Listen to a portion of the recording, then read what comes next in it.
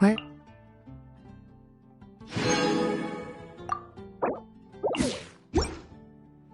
Where did we come from? And where are we going?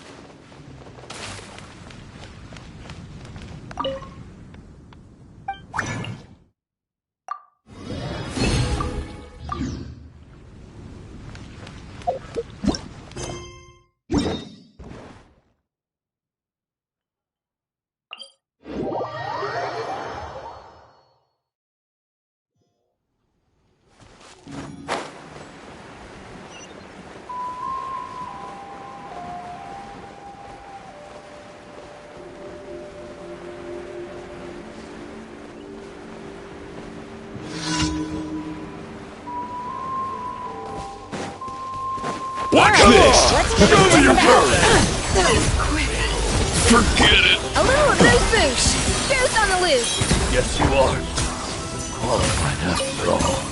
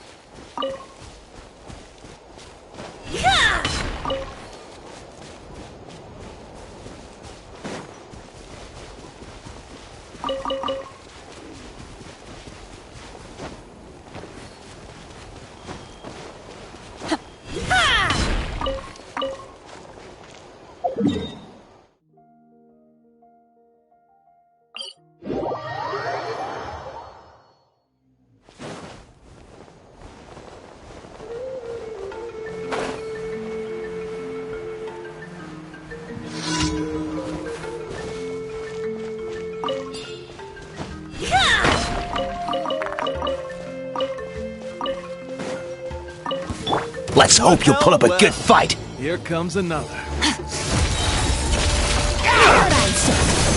Let's finish this next time. Unleash.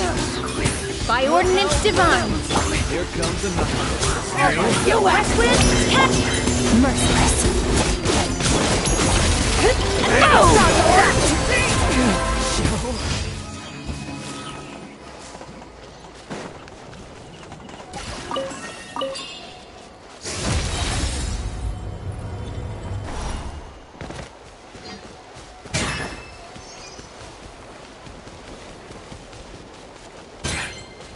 Merciless.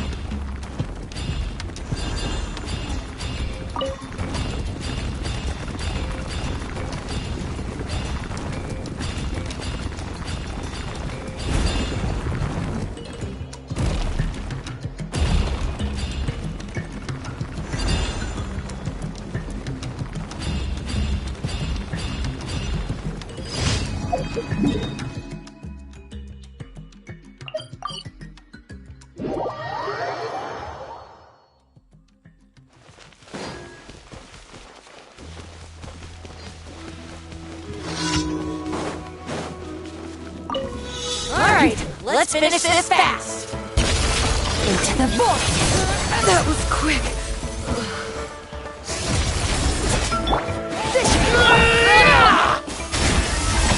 Get the pinnacle of excellence!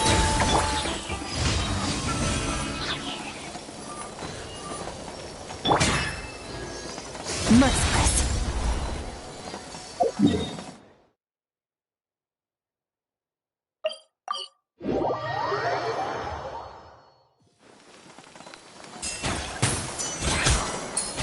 Ad Astra Abyssos. Thank you for completing today's commissions. Here is your reward. Ad Astra Abyssos.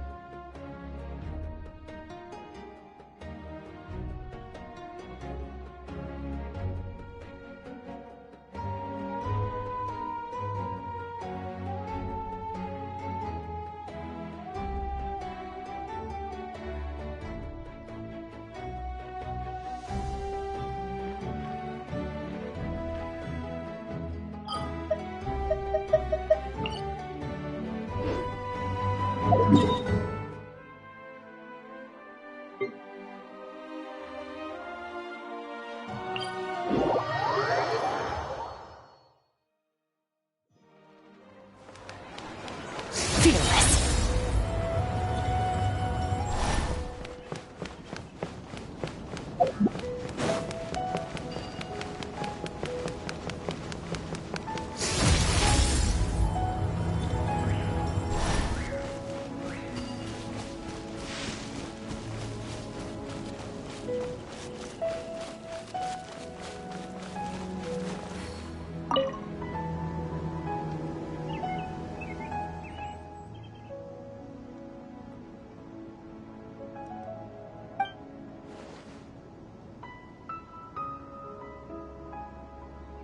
No, but I am pondering a related question.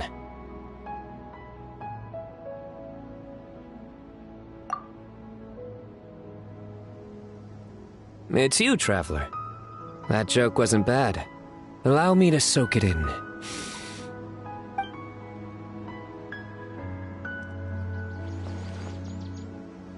Not bad.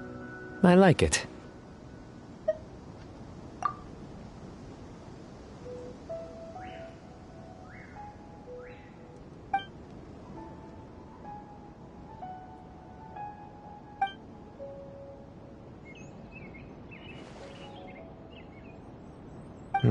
Not bad.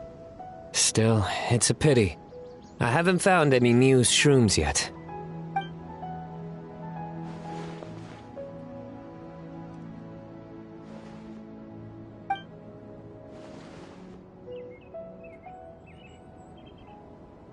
Exactly. After all, the newsrooms have yet to make the press release.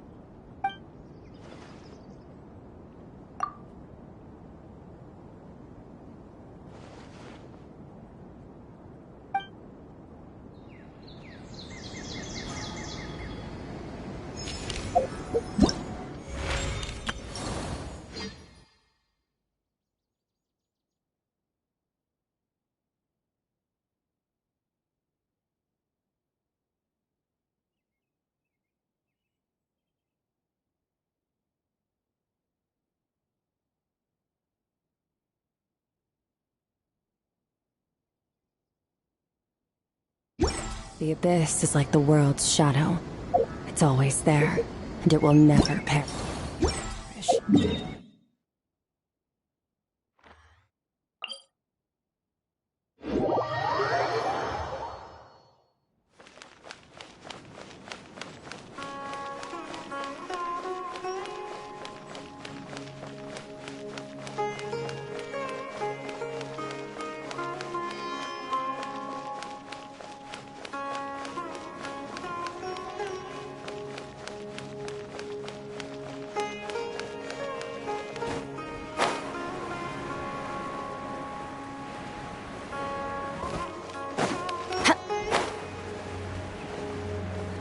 Fearless.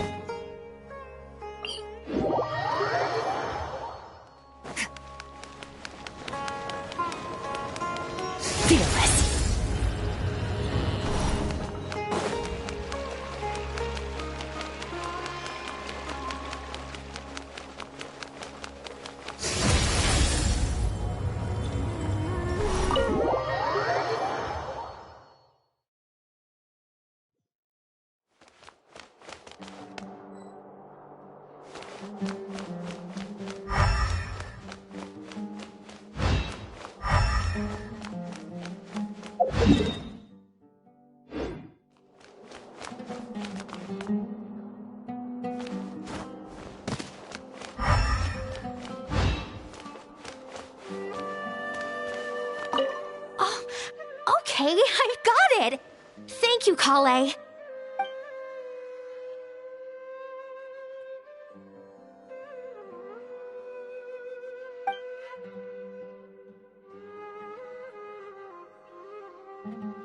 Understood. Thanks again, Kale.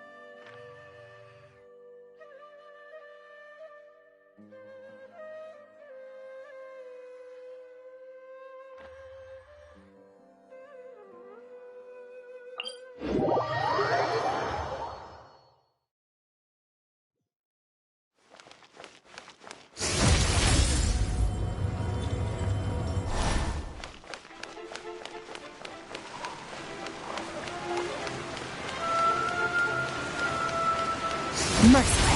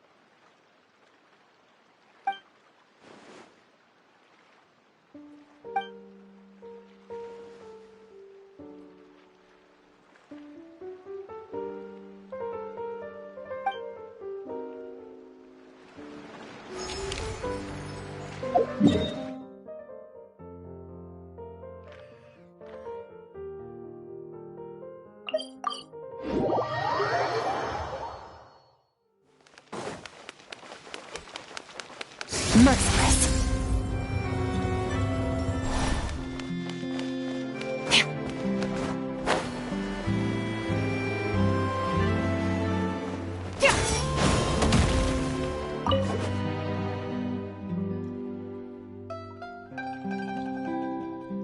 So, you recommend Chioria Boutique's seasonal children's clothing line?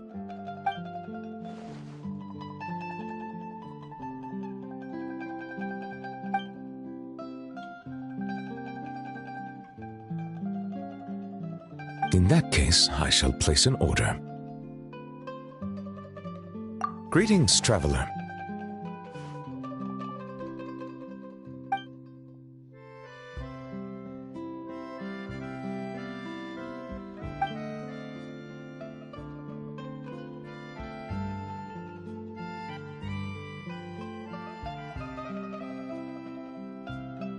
A rare opportunity to take a vacation has arisen, and I plan to use it to visit the Melusines in Merosi village.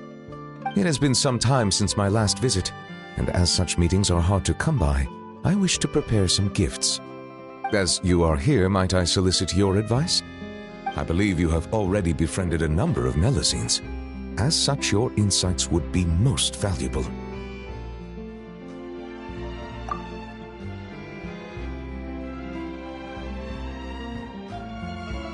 Indeed, given the environmental variations there, some waterproof paints would make a good gift.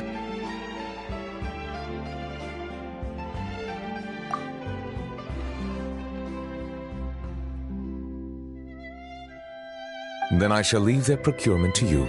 Thank you. Prioritize what you like, without regard to cost. I will ensure you have an ample budget.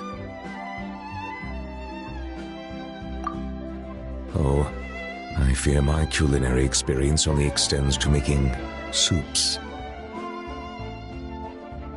Sidine, are there any foods particularly popular among the Melusines recently?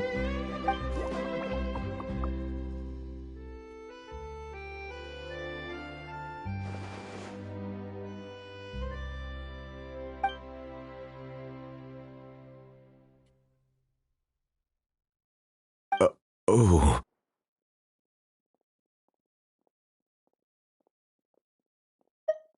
I understand. Everyone has different tastes, and in the interests of fairness and justice, we should have prepared a greater variety of gifts from the start. It is decided. Every one of those ideas shall be adopted. Thank you both for your suggestions. Once the purchases have been made, I will have someone package them up and send each to their respective recipients. Sidine, I believe your delivery address is still the Palais Momonia, yes?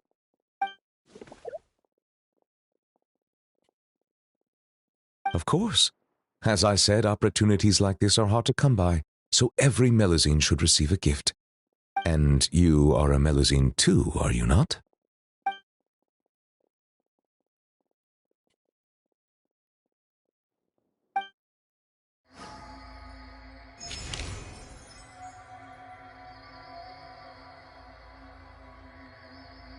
Being skilled at something doesn't make it a hobby.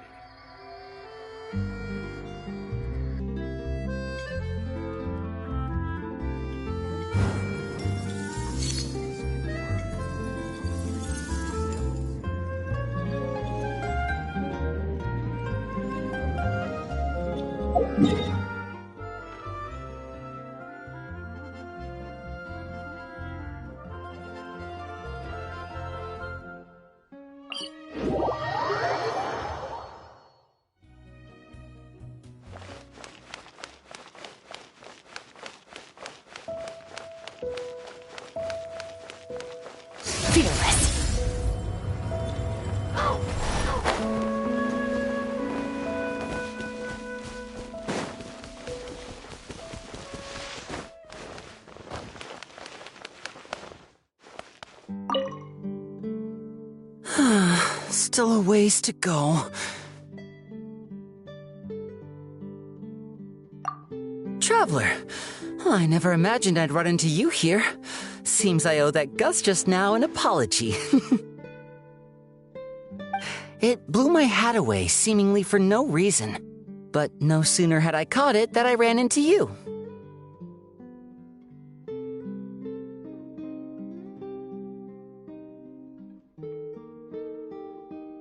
Yeah, there's a researcher I'm looking for.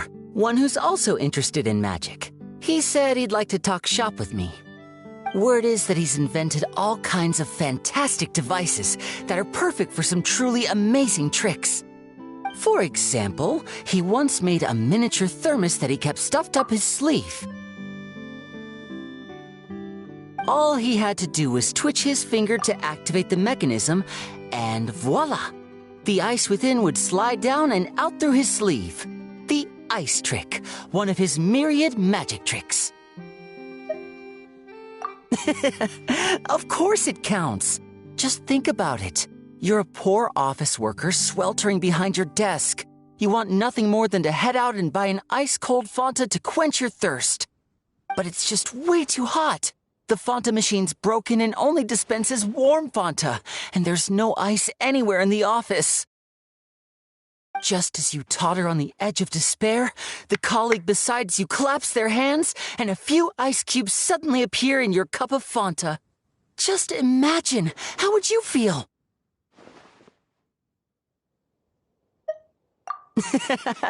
Now you get it. That's what he researches. Close-up magic for daily use. That's why I'm paying him a visit, too. I'd love to help him refine his close-quarters tricks and improve the impact of his close-up performances. After all, the most important part of magic is the performance, especially when you're up close and personal. Perform well and the audience will be spellbound. They'll think, I need to get closer. No, closer. I must see what surprises this magician's got in store for me.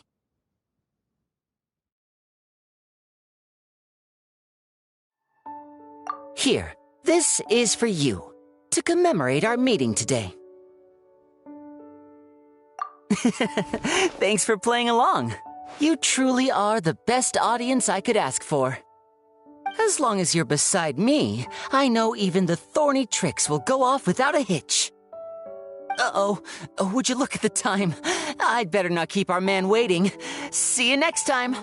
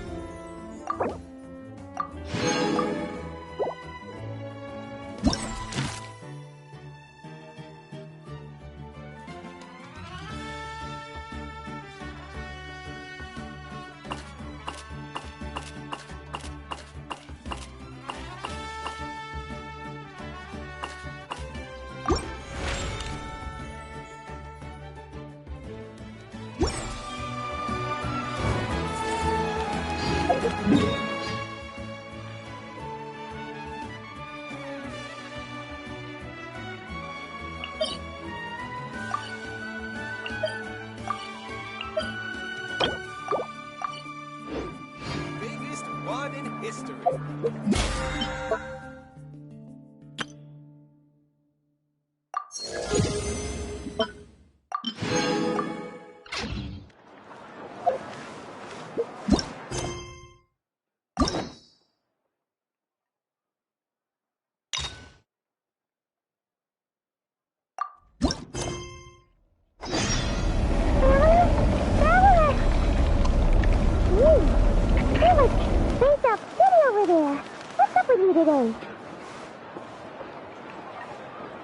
You feeling okay? We've been traveling all over lately, so maybe you've come down with something. That's it. We're getting Baiju to check you over. Is the ability to not get lost some sort of talent?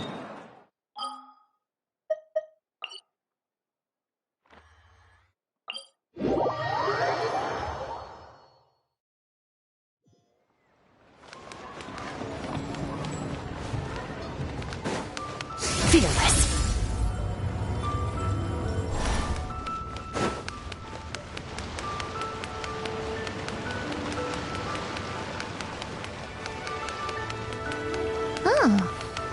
Baiju isn't in his shop. Oh, you're looking for Dr. Baiju. He's resting today, but he said to send any patients to the back room. I can't read what this says. Ah, okay. Thanks. We'll head on through.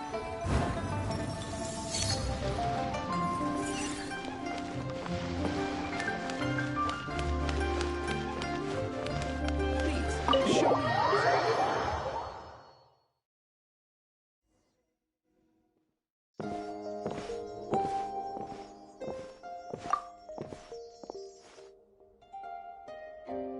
Traveler, Paimon, welcome. What can I do for you? It's the Traveler. She looks absolutely beat these days. She has these huge dark circles around her eyes, like she hasn't slept a wink. And she keeps spacing out. You have to call her name several times before she snaps out of it. What do you think it is? Is she sick?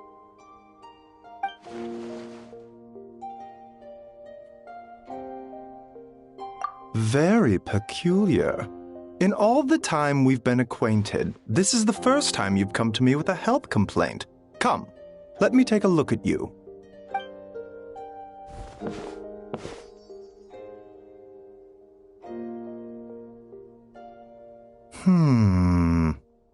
Okay, Paimon does not like that expression, Baiju. It's not serious, is it? Complexion is good, eyes are clear, breathing is steady, pulse is strong. Physically, you appear to be in good condition, Traveler. In theory, your energy level should reflect that. You should be feeling right as rain. Hence my concern. A clean bill of health is usually a good thing, but in this case, it likely means your situation is more complicated. Physical illnesses come with detectable symptoms that can be used to diagnose, medicate, and cure the condition. But afflictions of a non-physical nature, they fall outside a doctor's realm of expertise. Huh? What do you mean, non-physical nature? Curses, dark magic, it's hard to say. It could just as easily be a simple case of mental fatigue. Why don't you rest here for a bit? Whatever it is we're dealing with, clues to your condition are sure to reveal themselves in time. Once we know the root cause, we can administer the right treatment.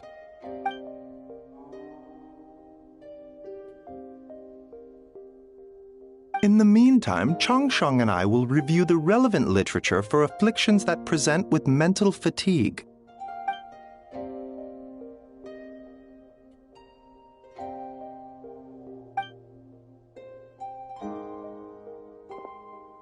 Oh, must be a rare condition if not even Baiju and Changsheng have seen it before.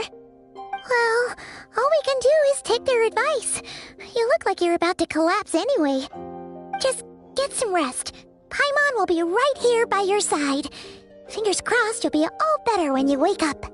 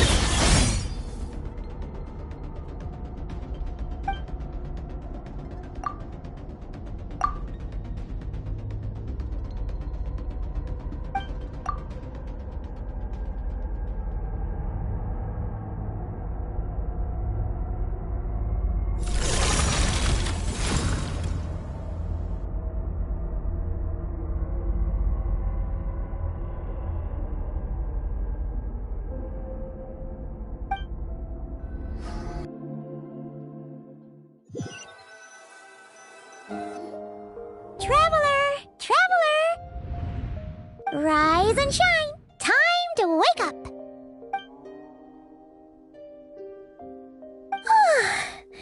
For once, you're making Paimon look like an early riser. It's already afternoon. Hopefully all that sleep did you some good. Feeling any better? A cut? What? Did you scratch yourself in your sleep? All right, let Paimon take a look.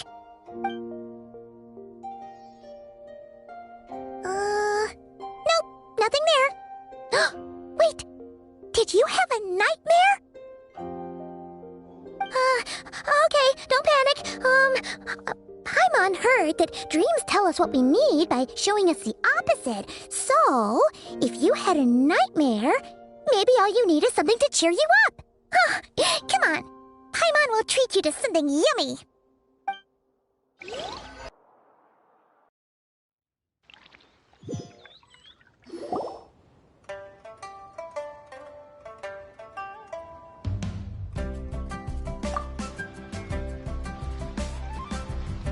What?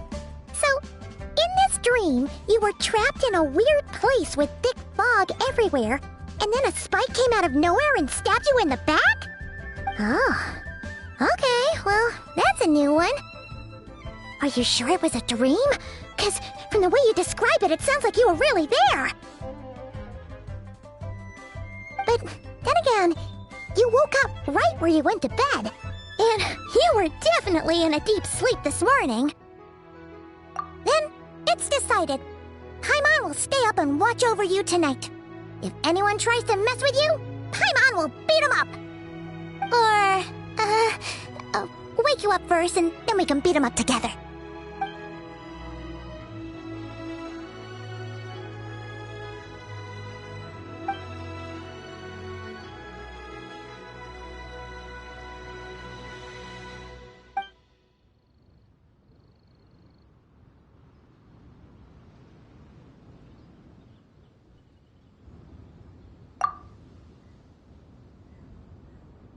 Something is missing.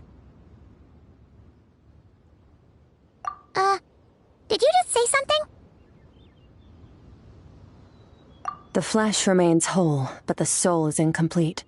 Left unresolved, the mind will wither away along with it. Ah! What the? Wait! Paimon remembers you!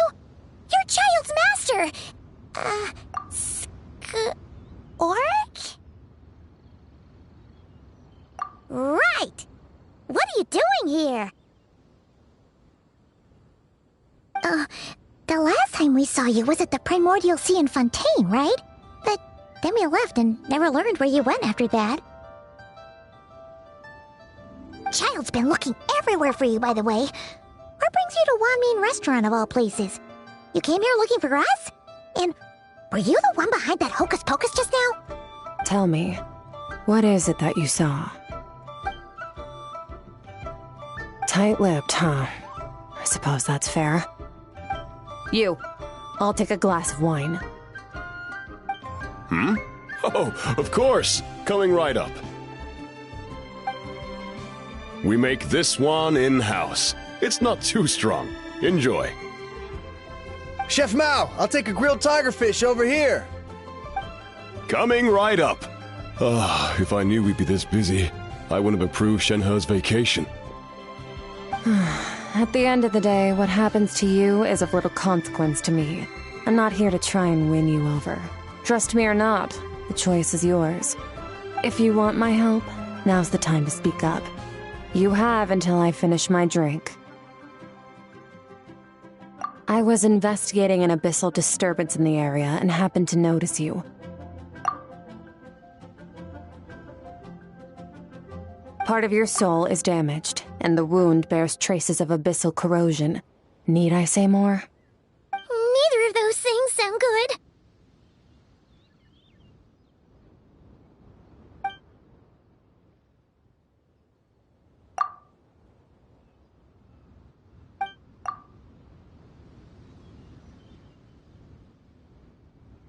Well, should we trust her? She mentioned an abyssal disturbance. Maybe that has something to do with what's going on with you. But we could always find a different expert on the abyss to help us out. Yeah, and that thing she said about your soul being damaged is scaring, Paimon. Definitely something we should fix sooner rather than later. Skirk's an interesting one, that's for sure. But from what Child's told us, she doesn't seem evil, at least. 1, 2, 7, 10. That'll do.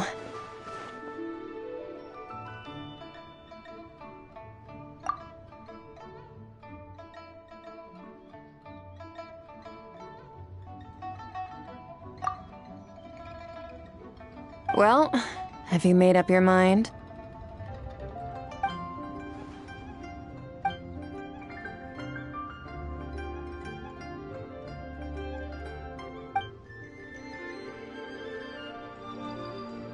So, that's all we know, Miss Skirk. Ma'am, can you help us? So, you can disperse the fog. I understand.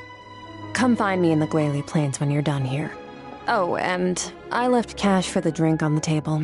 Settle the bill for me, will you? Oh, okay. Huh? She disappeared!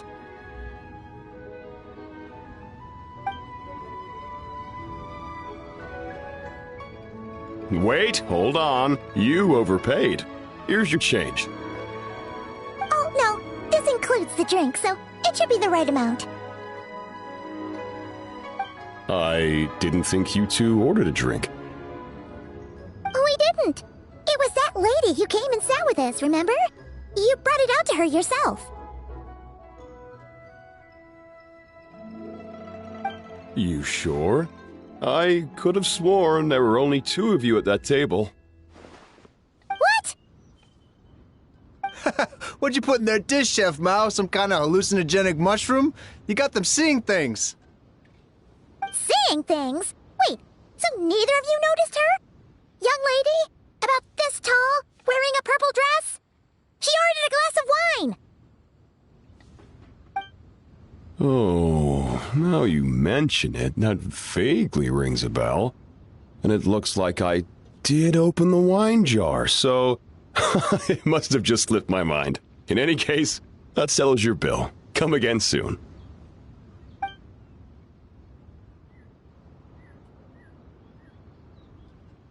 Coming! Okay, what was going on there? It's like they didn't remember Skirk being there at all. Even Paimon was half convinced we hallucinated the whole thing. But that Mora she left for us was definitely real. Oh, this whole situation is giving Paimon the creeps. But anyway, she told us to head to the Guili Plains, right? Let's not keep her waiting.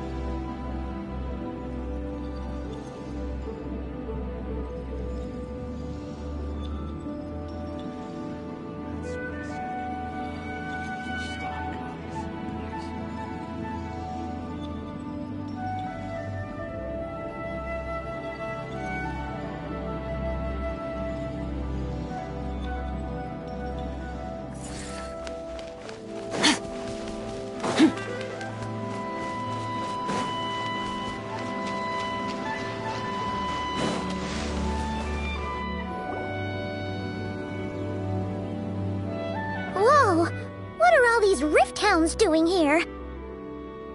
Huh. Looks like they're collecting something. Let's go check it out.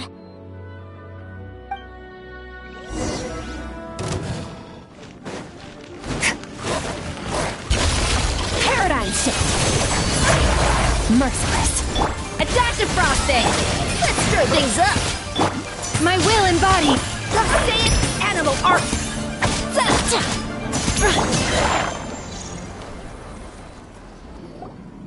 So, this is what they were collecting. It looks kinda like...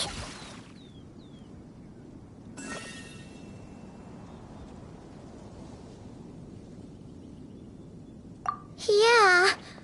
What is going on here? From the moment they are born, all beings with great power have an impact on this world. Even if their body is sundered and their soul extinguished, their influence remains. Gods are the most common example of that. The remnants of gods who fell thousands of years ago remain buried deep within the earth, carrying within them a warped will and a dark curse. Together, these remnants form what you call god remains, and it appears that some of those sealed here were dug up and removed. There are traces left, but they're fading fast. What are you doing? Nothing! Just wanted to make sure you were... real? She's definitely not a ghost traveler. Paimon poked her, and she's solid. Your life hangs in the balance, and that's what you're fixated on? Strange set of priorities. It was just a trick to avoid being perceived. If someone notices me, those memories are erased. Simple as that. Unlike you, I have no desire to establish a connection with the world. The weak and the lowly have no right to remember me. They're lucky they only have a few missing memories to show for it. Now, can we please get back on track? Okay. Where were we? Right. The god remains. So, basically, there's now less of them here than there used to be, right? Isn't that a good thing? In our experience, god remains are 100% bad news. A lot of terrible things have happened because of them. Maybe it's a good thing by human standards, but power doesn't come from nothing, and it doesn't just disappear for no reason. The remains aren't just gone. They were taken. Very clever, traveler. You aren't the only one who had something taken from you. There are victims like you everywhere. The only difference being, you can speak, and the remains cannot, so it went unnoticed. Something similar happened in Sumeru. Within the span of one night, countless consecrated beasts were slaughtered, and a large amount of the god remains buried in the desert went missing. Of course, god remains are just one of the targets. The culprit is chipping away at sources of power all over this world, including the Stella Fortuna above. Wait, you mean the stars? Mm-hmm. 42 of them have died out in the past few months alone. In Conria, people believed that powerful individuals have corresponding Stella Fortuna. Even should that individual fall, their Stella Fortuna would not disappear, but gradually evolve into a new constellation. Yet now, stars are disappearing from the skies entirely, and it's not hard to deduce what's happening to the power they contain. Something has been leeching power from this world like a parasite steals nutrients from a host. And now, it's no longer satisfied with the remains of the dead. It wants you. This time, it only took a fragment of your soul. But next time, there's no telling how far it could go. No one knows. All I know for certain is this. Getting back what you lost will not be easy. Considering how much power this entity has stolen, it must be a god-level being by now at least. But that's not the real concern. Souls are fragile things, and yours could easily be crushed if you go up against it. So you're gonna help us, right? We're going to help each other. You are my ticket to uncovering this thing's true identity. Well, great! You seem super strong, and you know a lot about the Abyss, so Paimon will take it. Don't get all mushy on me. All I'm doing is helping you get back to normal after a sudden crisis. And I should warn you, getting mixed up with me can have unforeseen consequences. We're on very different journeys. You don't want to be in my debt, trust me. You help me uncover the truth behind this entity, and I'll help you recover what you lost. This is a transaction, that's all. You would do well to remember that. Now, come along. Yeesh! You'd think she'd be a little friendlier since she's agreed to help us. But nope, she's just like when we met her in the primordial sea. So cold. Well, whatever. If that's how it's gonna be, then she doesn't deserve our friendship. What she does deserve is a super embarrassing nickname. Ah! Paimon's got it. Frosty the Lavender Melon! Serves that ice queen right! Anyway, the important thing is that we get that piece of your soul back. So, let's follow her and see what sort of plan she's got.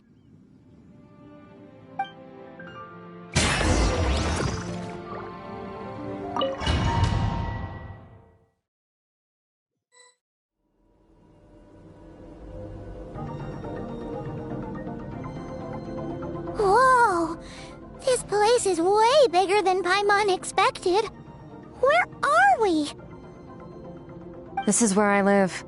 I suppose it's the closest thing I have to a home here. It is. I brought you here because time flows differently in this place. I don't know how much Ajax has told you, but when he fell into this space, I mentored him for 3 months. In that time, only 3 days passed in the outside world. Ajax? Oh, right! That's Child's real name! Yeah, Paimon remembers him mentioning something like that.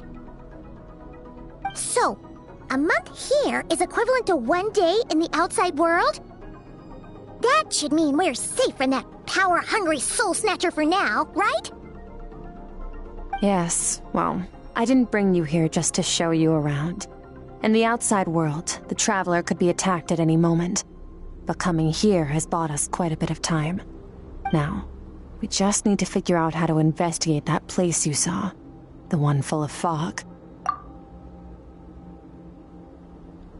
Both your description and the abyssal disturbance I felt point to that space having some connection to the abyss. It could even be a domain similar to this one. The thief who stole that fragment of your soul is hiding there. but the Abyss is a chaotic and turbulent place. If we want to pinpoint their location, we need to see what that space looks like without the fog. Abyssal power can grant a special form of sight. Have you ever wielded abyssal power before?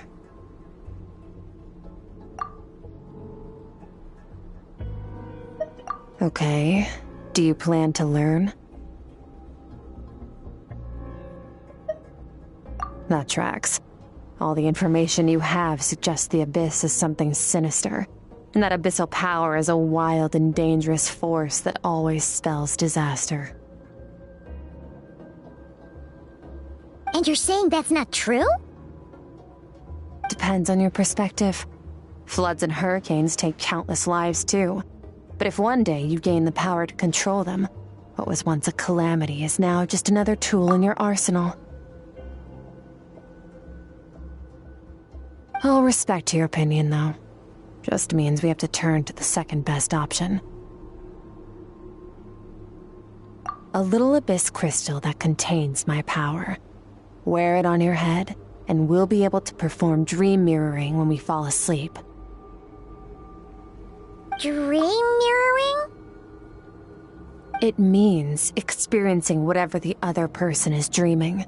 Everything they see, think, and feel. Since you haven't studied the art of using abyssal power, and have no plans to jump in the deep end right now, I'll have to do the investigating for you. With dream mirroring, every time you slip into a deep sleep, I'll see with my own eyes whatever scene plays out in your mind. Then, I can guide you through the dream environment, and we'll take back what was stolen from you. Huh. You make it sound so simple. Tough to say. This is an unprecedented situation for both of us.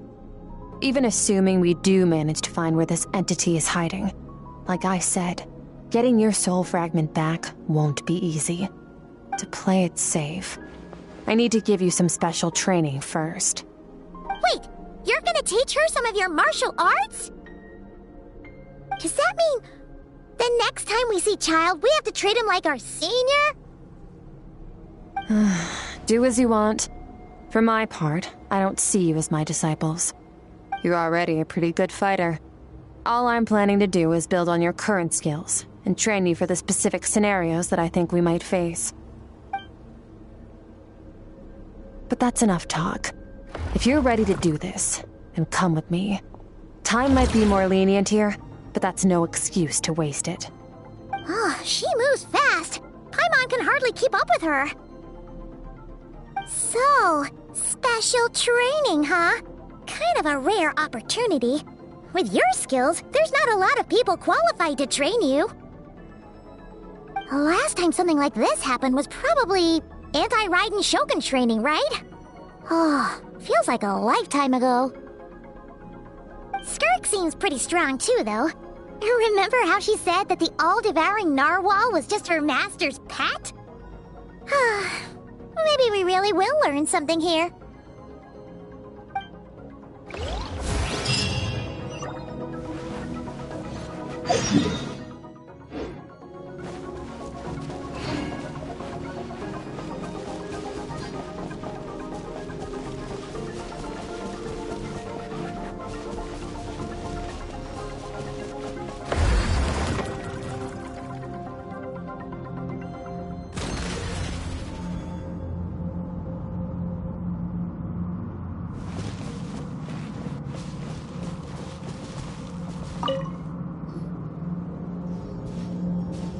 Ready?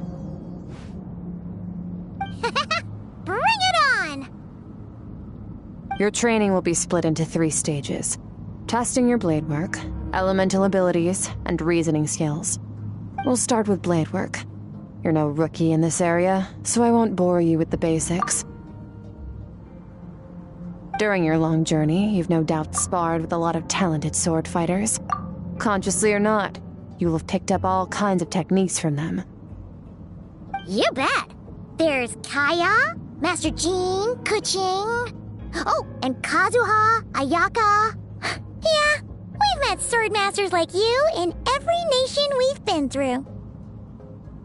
You sparred with a bunch of them too, right? Nice to know it's all gonna come in handy now.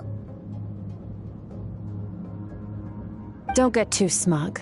In sword fighting, techniques alone are not enough. You need a cohesive system to bring it all together. A style or school of fighting. To use the human body as an analogy, your style is your skeleton, the foundation, the framework. Techniques are the muscles and other flesh attached to the bones. This is where your strength comes from. Improving your sword fighting is like growing that body. If your frame got bigger and taller, but you didn't add any muscle mass, you'd be weak and flimsy. Then again, if you packed on pounds of flesh without a big enough frame to support it, you'd end up bloated and unwieldy. You need to do some introspection.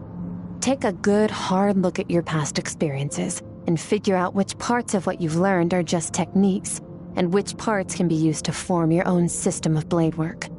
Only then will you get the full utility out of all your thoughts and observations along the way. Only then will every strike you deliver make perfect sense. Wait, is that it? Paimon thought you were gonna teach her some cool new moves, like when you went swoosh and opened a tunnel to another place.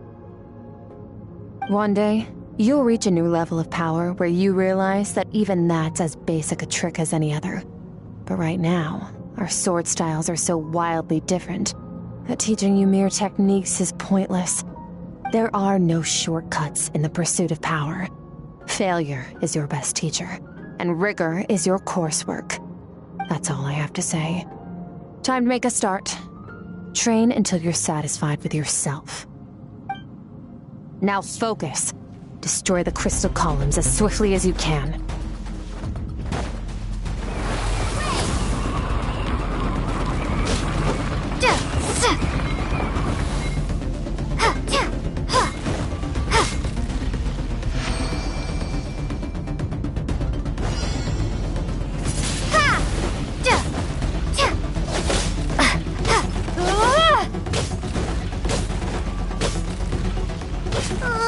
This is making Paimon's head spin. Hang in there, traveler!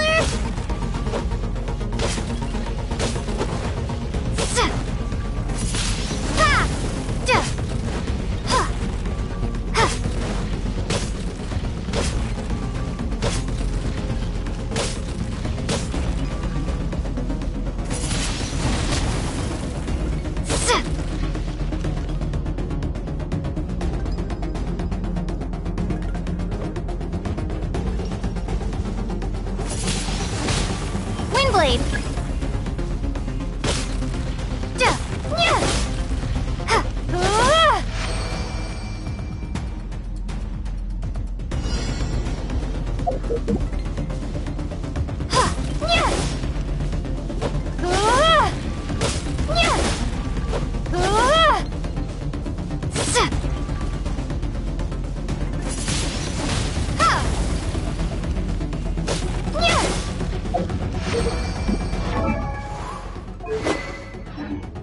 Stay calm. Use your head. You have to keep it together.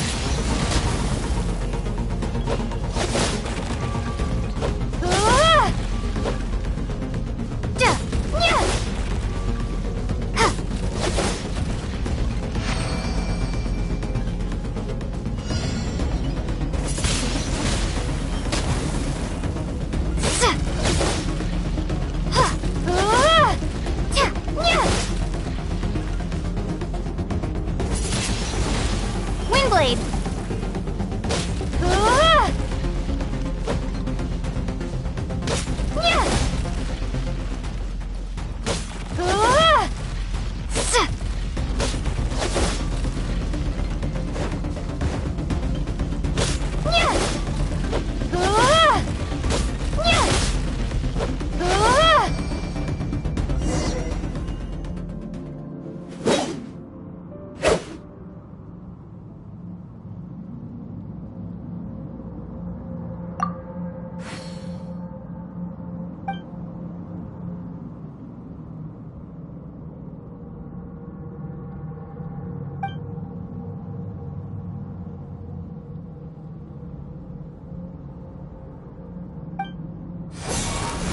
will be frozen in time.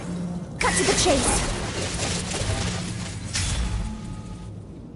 Consider a moment of true mastery that you've witnessed in another person and ask yourself, what lies beneath the surface? What's their guiding philosophy? What's their state of mind as they maneuver their weapon? Now take that and practice it right away with speed, skill, and strength, over and over, until your hand is one with your mind. This is the only path to true growth. Step on up! Dance with the waves!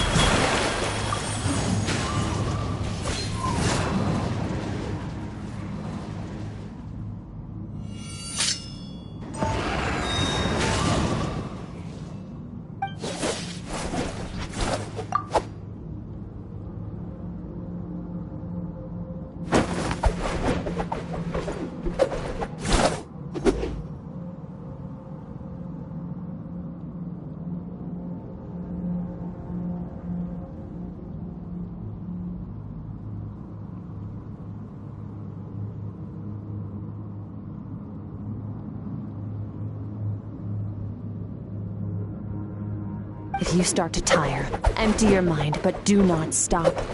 Stay in that frame of mind as you keep up the fight. Get rid of all redundant movements. Imagine your sword is an extension of your own body. Wield it just as you wield your arms, hands, and fingers.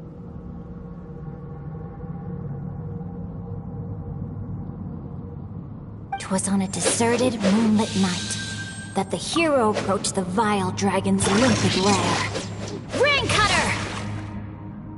Feathers fleeting wet, the white heron treads water, a sight without flaw. Master of Inazuma Kamisato art Tachijutsu.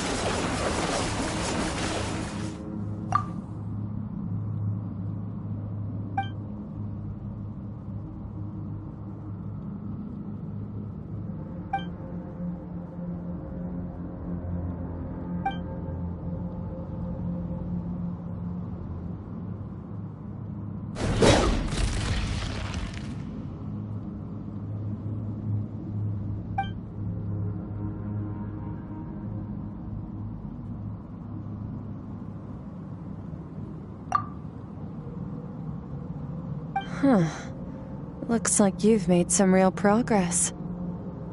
That concludes your training session. Awesome! Paimon knew you could do it! How do you feel?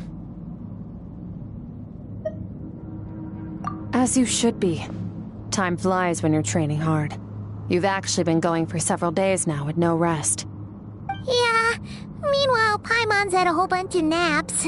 But you were so focused, she didn't want to interrupt you. Go get some sleep. I'll be doing the same very soon.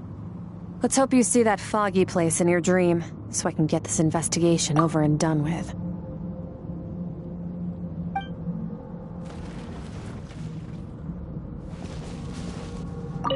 Sometimes, you have to practice a single movement 1 million, maybe 10 million times, before the breakthrough moment comes. Nothing in the outside world can help you in this process. The most important thing is to remain patient.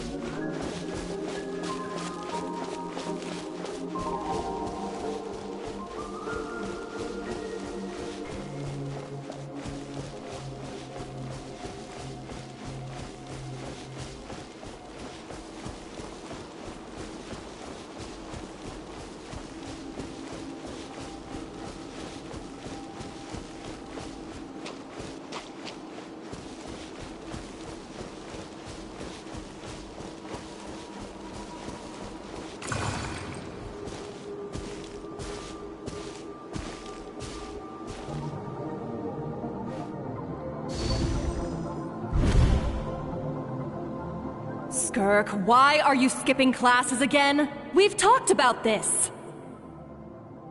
'Cause he's a crabby old man, and he's a boring old man. I don't like going to his classes. Excuse me. You shouldn't talk about your teacher like that. It's very disrespectful. All right, let's not get into a big fight about this. Skirk's learned what she needs. There's no point forcing her to sit through more classes if she doesn't want to be there. But I'd still love to hear about what you got up to yesterday. Why don't you tell your dad all about it? I went diving, and I saw this huge fish. I never knew they could get that big. It looked kind of dumb, though, with that stupid big fat head. I tried to shake its fin, but it just spat water at me. Oh, and today, I'm gonna go to that prairie up north. There's supposed to be this giant bird there that can spit fire. I bet if I climbed on its back, it could fly me all the way to the stars. Then I suppose your old dad should get one as a pet too. Otherwise, how are you gonna hear me call you for dinner up there in the stars? When it's time to eat, I'll come back on my own, Zilly. Anyway, gotta go. Bye, Mom. Bye, Dad. Wait! Put on a coat at least. You'll catch a cold. I'm talking to you, young lady. You spoil that child, you know. Ever since that merchant ship arrived, she practically lives outside. Always going on about exploring the beyond one day, whatever that means. Let the kid do what makes her happy. Besides, we both know you're all bark and no bite. Come on, our little adventurer is gonna be hungry when she gets back. Let's get started on dinner.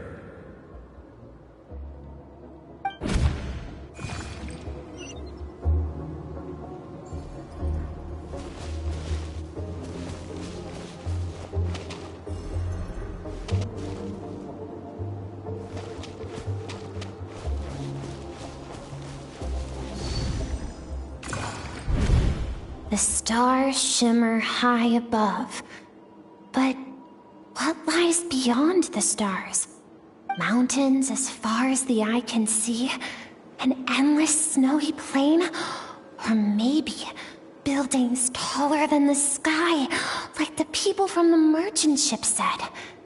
I can't be the only one asking these questions. The universe is fascinating. If only I could meet some other people like me. We could set sail together and explore every corner of the world. I'm sick of being a kid. There's so many amazing things out there, and I'm ready to see them all. But for now, I'm starving. Better get back.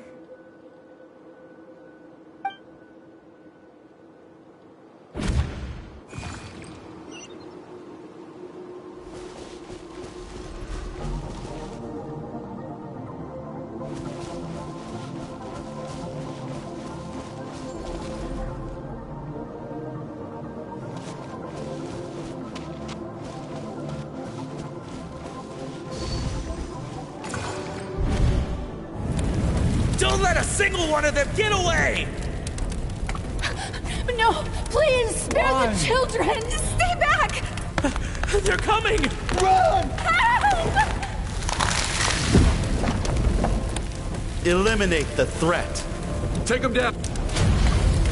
Don't be scared. This way! We'll never make it! Fire. There's fire everywhere. What happened? I told you we shouldn't have trusted these outsiders!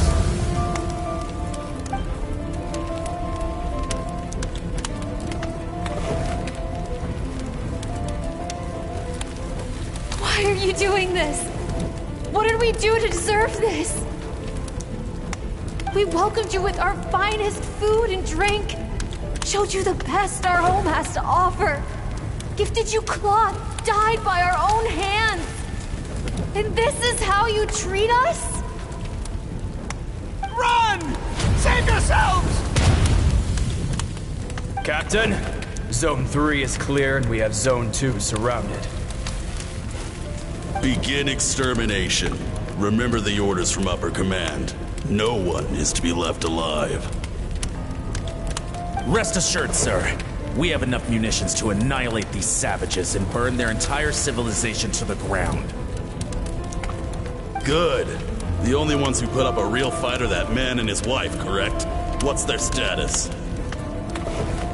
We shot the man in the ankles and the wife broke her wrist attempting to fight back. They won't be doing much more fighting. They're holed up in their home for now, but they won't last long. To prevent them from making some kind of last stand, we're planning to clear out the other zones first so we can send a bigger squadron to surround them. Well, well. Turns out some of these beasts do know how to use their claws. Now the threat these savages pose will be undeniable. Let them cling to what's left of their lives for a little longer. Once the other zones are cleared, I'll cut off their heads myself.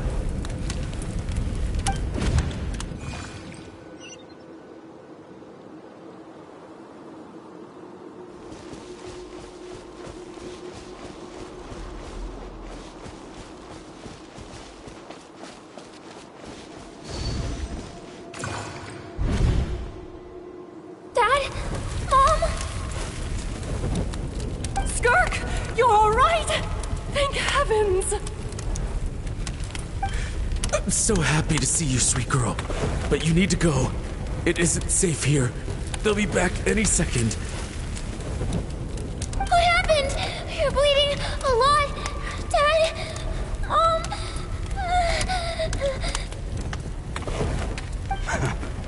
This is the place. Alert all units. Prepare to surround. Run, Skirk! Run as far away as you can! Don't trust anyone! Your dad and I, we're not afraid to stare death in the face, but we need you to survive. My clever girl, so curious. You're already so brave. I know you're going to grow up to be such a positive light in this world.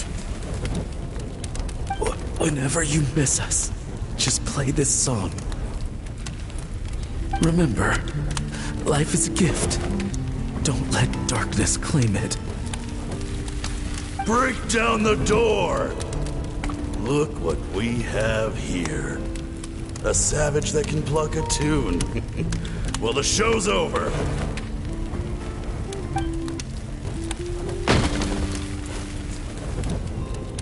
You! Stop singing! Shut it! I said shut it or I'll make you! Fine. Have it your way!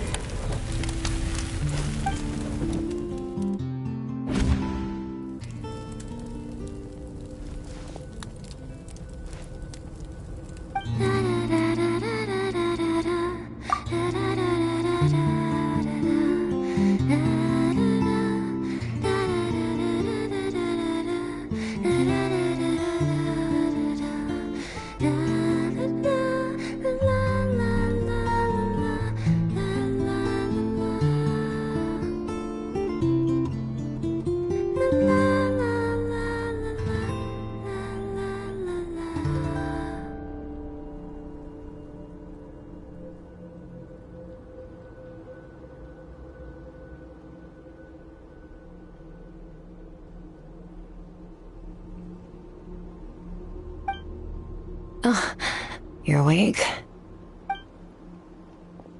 I found a few clues while you were asleep, but it's only a start. Now, time for the second stage of your training. This time, the focus is elemental energy. Come find me when you're ready to begin.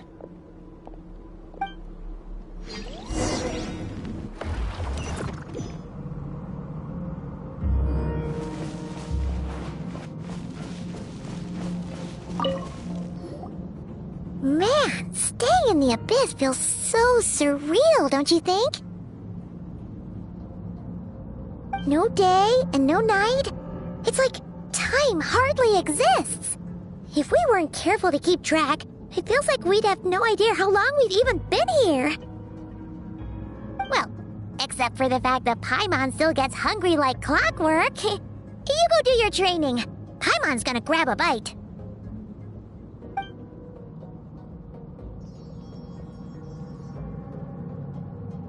The way I see it, the pursuit of power is divided into 3 stages. The first is mastering the use of standard weapons. Next is learning how to harness natural energy. And after that, you're free to challenge even higher dimensions.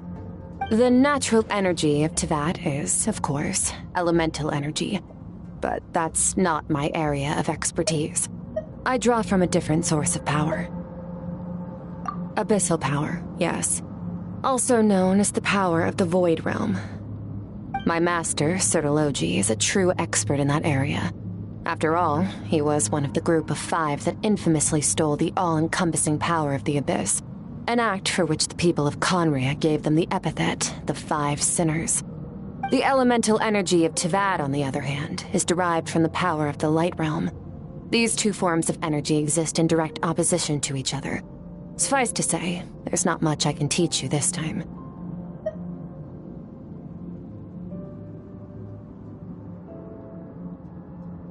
A keen observation, traveler.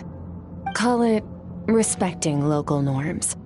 The Abyss stands in direct conflict with the will of this world. So, to make my life easier, I disguise my power to make it appear cryo-like in nature. It's a technique I learned from some Conrian ruins, known as the 7 Shifting Serpent. If you ever change your mind about delving into abyssal power, I can teach it to you. So I've heard. You seem to have a knack for removing abyssal power. But is purification really what's going on there? Like I said, power does not simply disappear. Just thinking out loud. Let's focus on your elemental training. That's what's gonna help us if the situation gets tricky. True growth comes from adversity, but only if you make the choice to pick yourself up again every time you fall.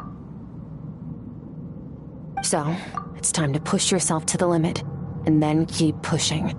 This is the only way to advance at pace. Use the power of Animo to clear the field as fast as you can.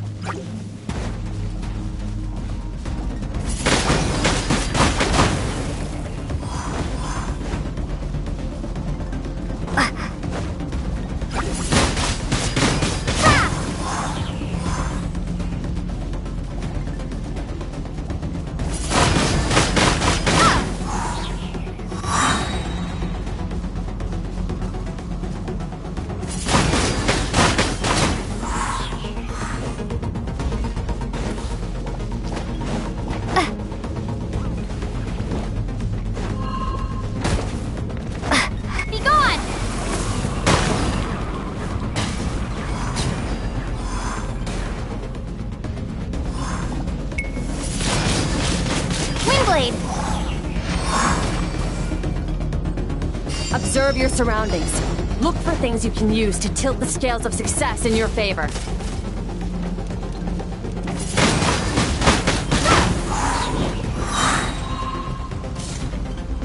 Prepare to be blown away!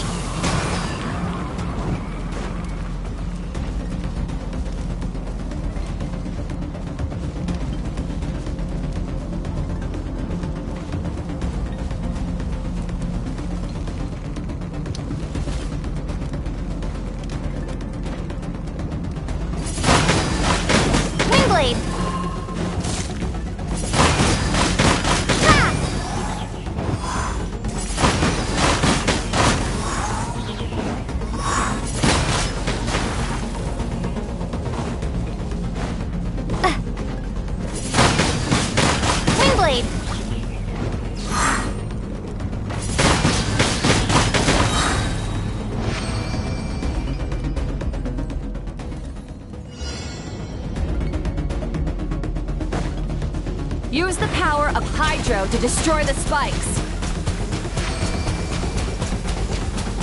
Faster. Don't give them a chance to strike you. You need to be quicker than you were in your dream. You can't afford another injury like that.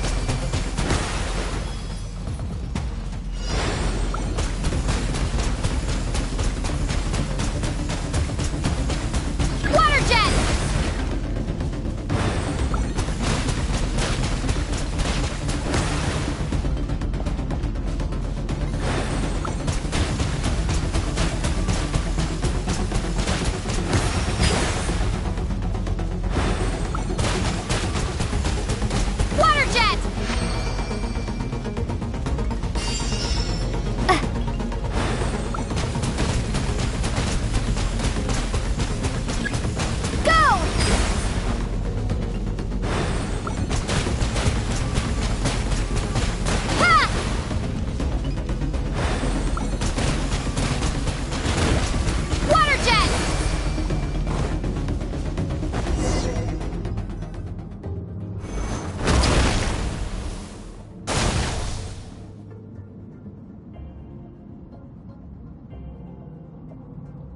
You need to understand what makes you special.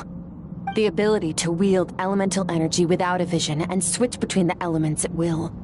It means your aspirations need no approval from the gods. Your power is not bound by the rules of this world. So be bold. Do not be afraid to chart your own path.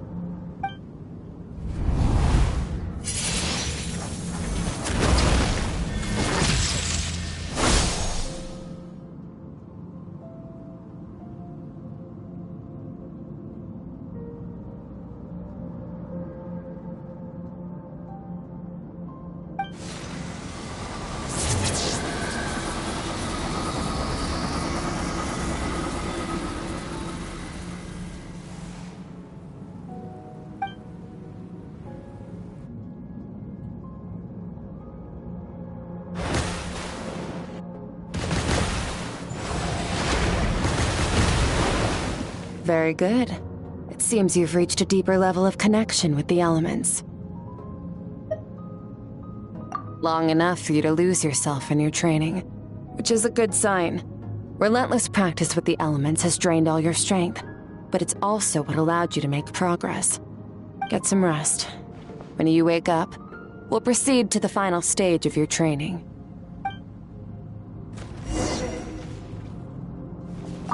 If you wish to master the elements at a fundamental level, you must see the entire natural world. Nature in all its places and forms. That is part of what it means to be a traveler.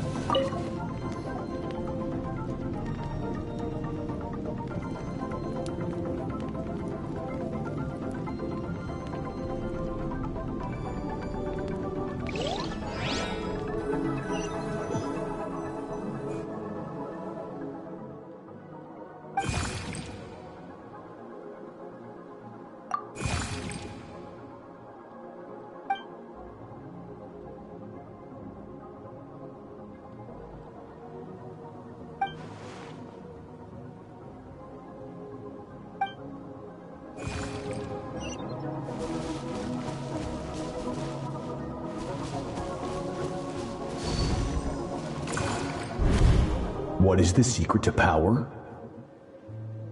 Longing, hatred, self-preservation. No, it is fear. The fear of losing those you love. The fear of watching your home burn. Fear of loneliness. Fear of death. Fear is the source of evolution. It forces humanity to adapt to their environment and overcome hardship. It is in the process of prevailing over our fears that we surpassed first ourselves and then the rest of the world. That fear is now part of you. It calls on you to evolve. And it is time to answer.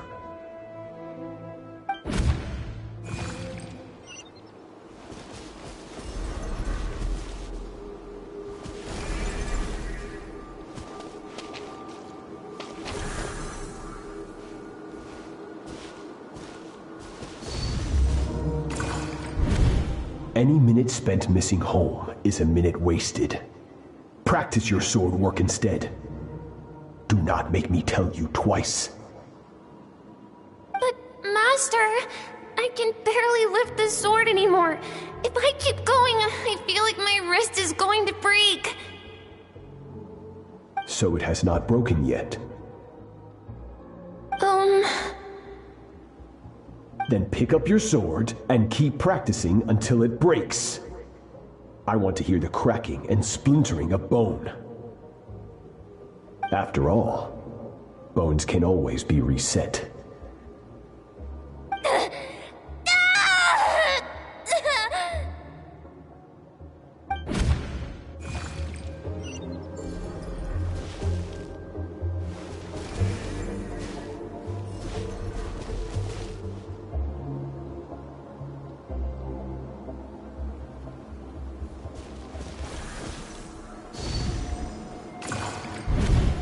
Good, Skirk. Once again, you survived. How do you feel? Cold. In pain. These are signs that you are adapting to the abyss. Each time the flesh is torn and the spirit crushed, each time you claw back from the brink of death, you become stronger. I now understand why these people sought to destroy your homeland. Your potential goes beyond even what I could have anticipated.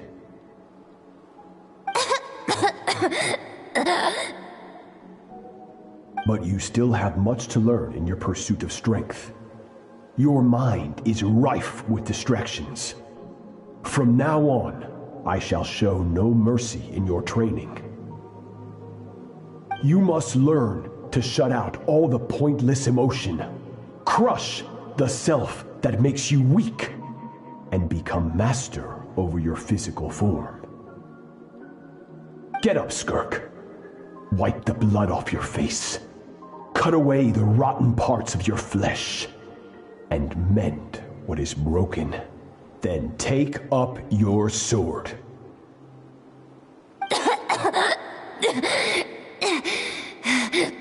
Yes, Master.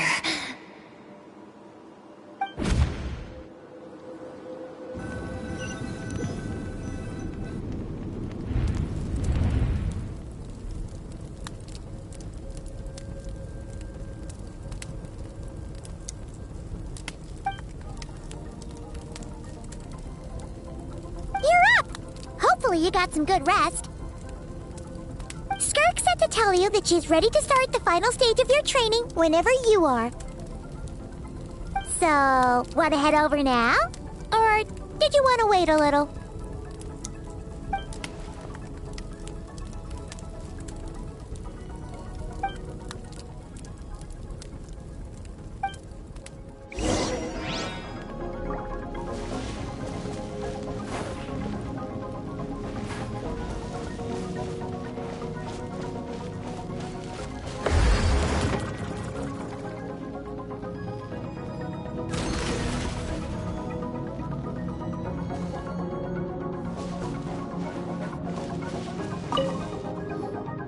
From your training so far, you have gained a better command of the sword, and more control over your elemental abilities. That's only part of it. Experience is the real teacher. Your journey, the friends you have made, the dangers you have faced. These have taught you more than I ever could. Now, it's time to focus on how you react under pressure. You must be able to think rationally, even in unpredictable combat situations. To simulate this, I'm going to attack, and you're going to block. Ready?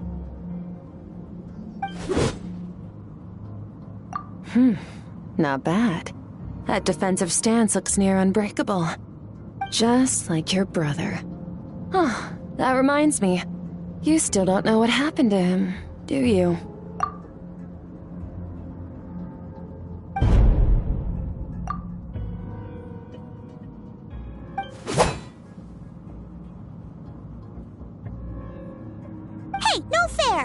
Cheating! You think every opponent has the same moral code as you? You can denounce their deplorable methods all you want, but only if you live to tell the tale. The dead don't get to complain. Strong emotions will always arise in combat. Anxiety, anger, fear. But a true warrior is never at their whim. Only when you are free from the influence of emotion can you make the right choice, no matter the situation. How amusing. Almost sounds like you think you know me. But you don't. You can choose your own path. We are not the same. Let's begin. Try to use reason over emotion. Make the most rational and advantageous decision in any given moment. This is your final training session. Look alive. Same drill as before, but this time I'm going to interfere. Hold your focus.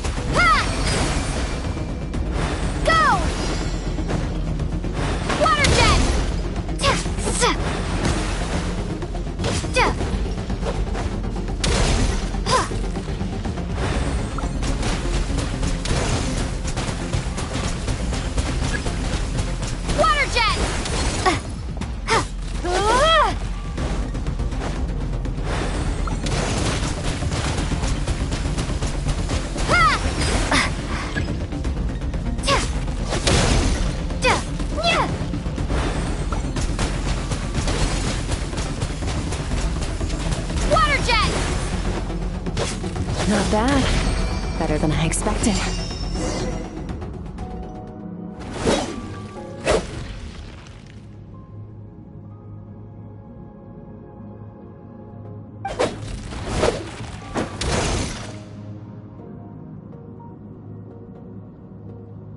You're getting the hang of it.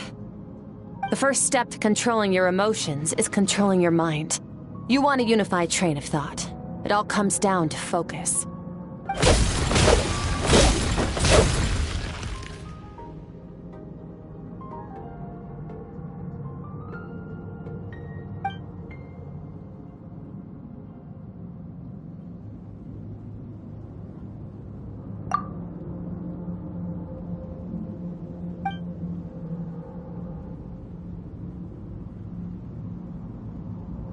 Your mind is rife with distractions. From now on, I shall show no mercy in your training. You must learn to shut out all the pointless emotion, crush the self that makes you weak, and become master over your physical form.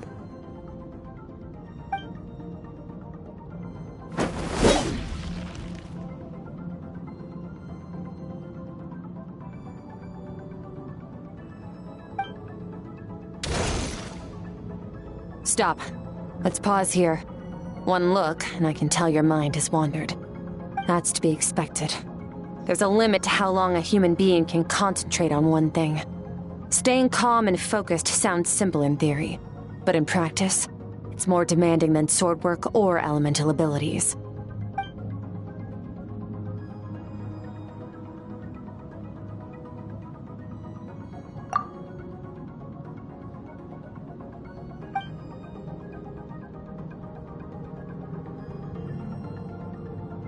Get some rest.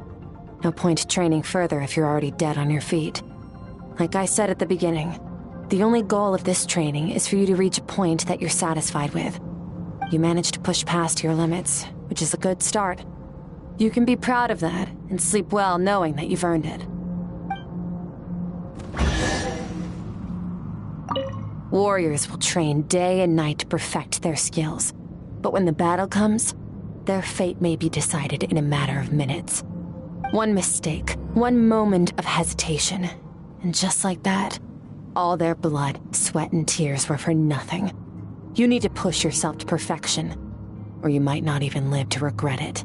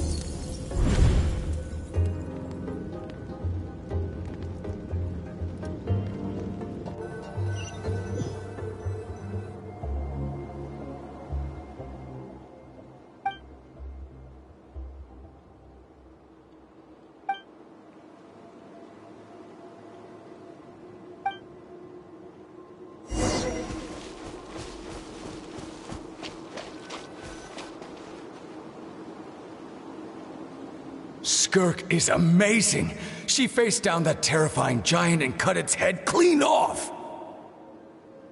Oh, she got hurt though, didn't she? I heard it was pretty bad.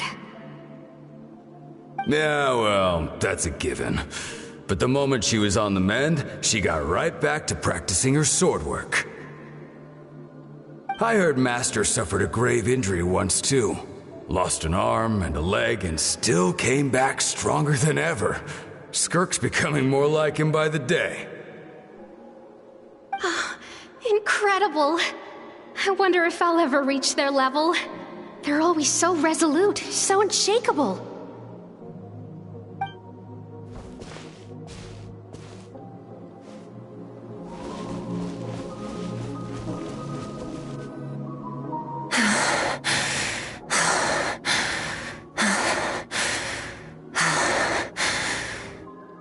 Pathetic. You're not even trying. You're so much weaker than you think. Skirk, have you become a positive light in this world?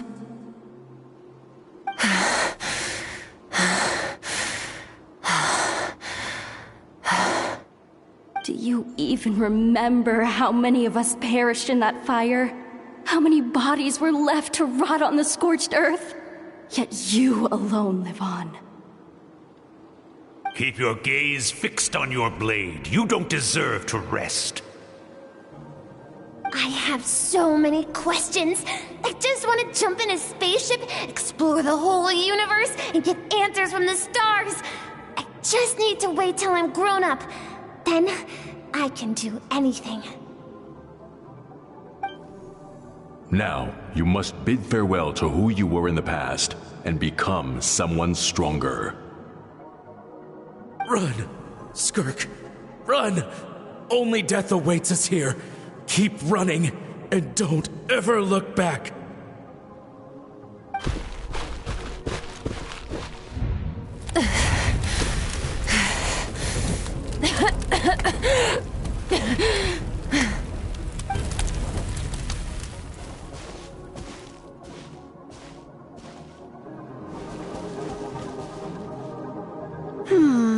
Let's see here.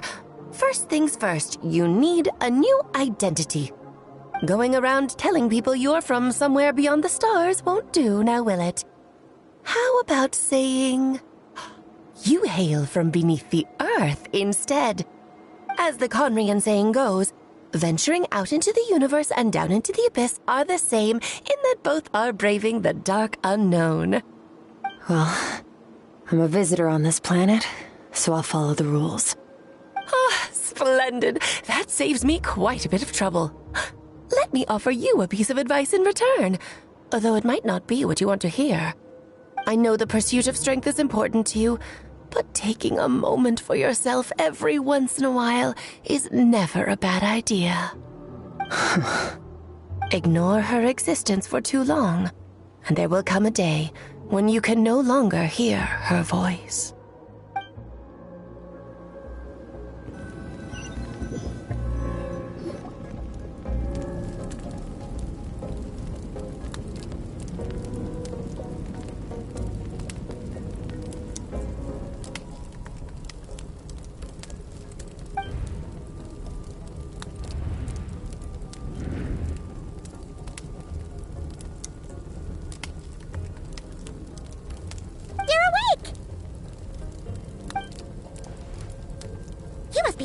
Right? Ta-da! A barbecue feast just for you! Of course you are! That's why Skirk and Paimon got this all ready for you. Dig in! Before it gets cold. Ah, well, if you're around someone long enough, it's bound to happen. Plus, Skirk can cook. So, Paimon decided she can forget the whole Ice Queen thing. Paimon's not one to hold a grudge. Here's an idea. Let's save the chit-chat until after the meal.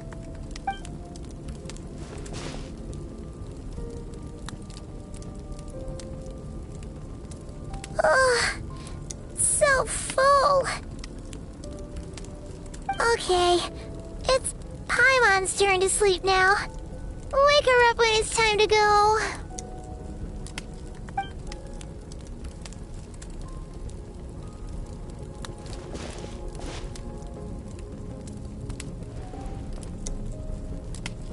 I have good news. First, your training is complete. You have what it takes to wield immense power. Now it's just a matter of putting it into practice. Continue to learn from your journey and hone your skills against formidable opponents. Second, I've located the culprit we've been searching for. Next, we just need to retrieve the missing part of your soul, and our business will be concluded.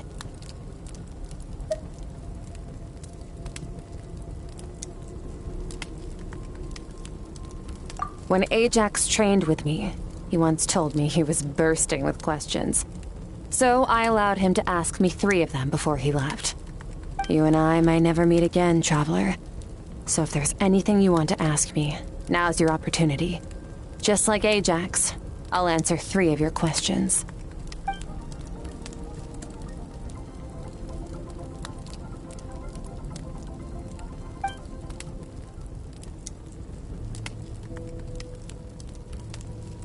Okay, not the angle I was expecting. What makes you ask that?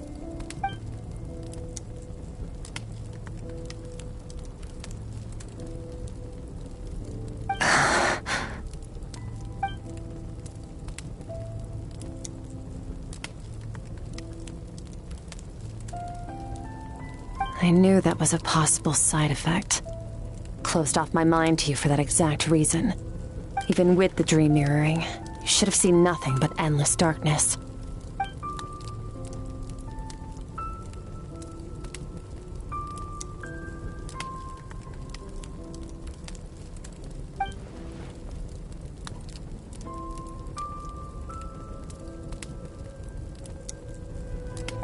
Whatever. Must have been a flaw in my execution. I shouldn't be too surprised. Due to some recent circumstances, my self-control has been lacking as of late. Since you've seen what you've seen, there's no reason to hide the truth.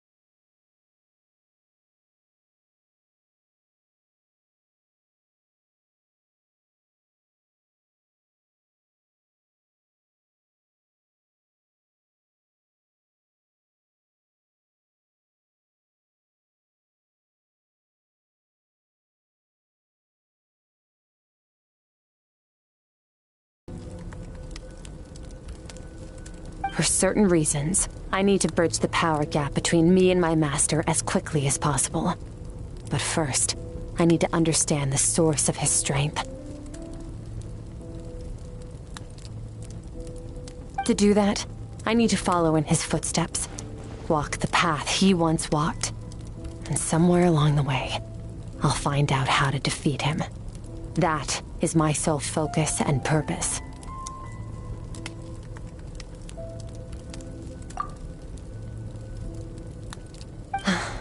Okay. You have one question remaining.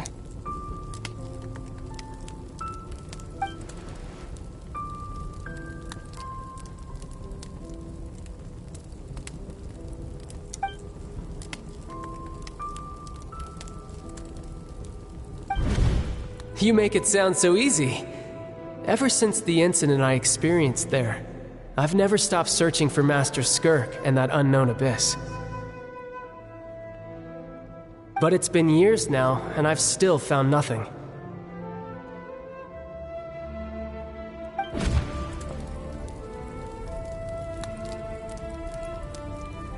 Well, your last question?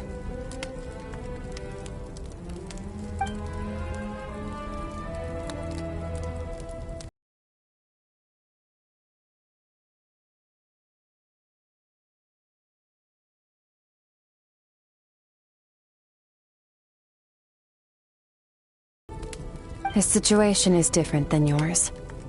Before you ever crossed paths with me, you'd already encountered many formidable people, studied their techniques, and developed your own skill set. So, during your training, all I had to do was build upon that foundation. But Ajax was so young when he came to me. A complete blank canvas. Children can't help but imitate their role models. In the long run, that would only hinder his growth. Once Ajax has enough strength in his own right, I will allow us to meet again. Until then, let that motivate him to reach his full potential.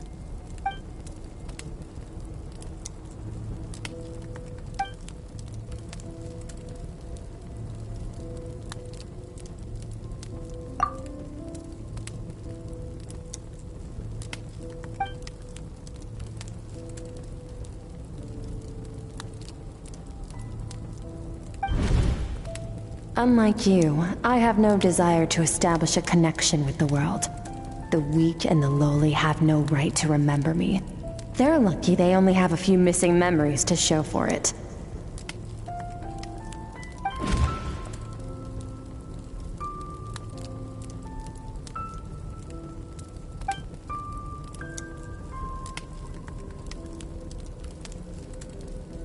Wake up your companion. It's time to go. Oh, and everything I just told you. Best keep it a secret from her as well.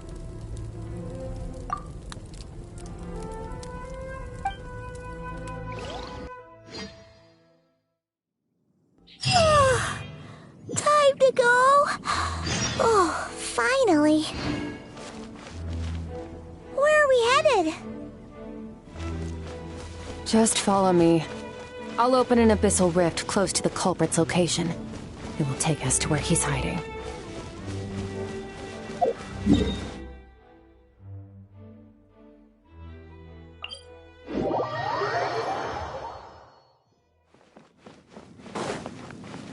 Merciless.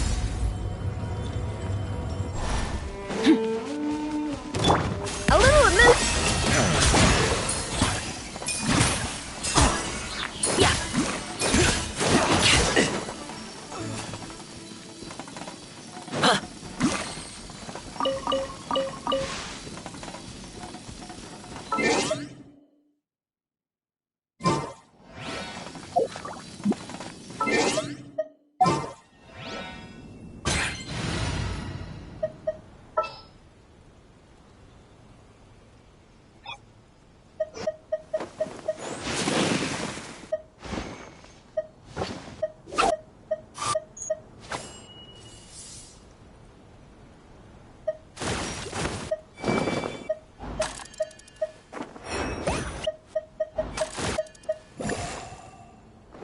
This is destiny.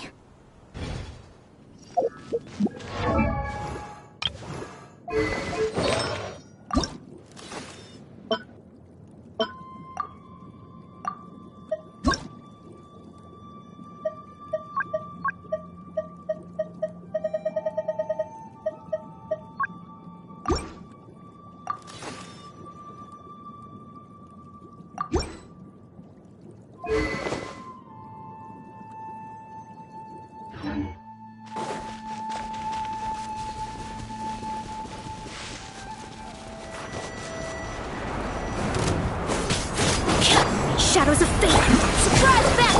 Off to the freezer!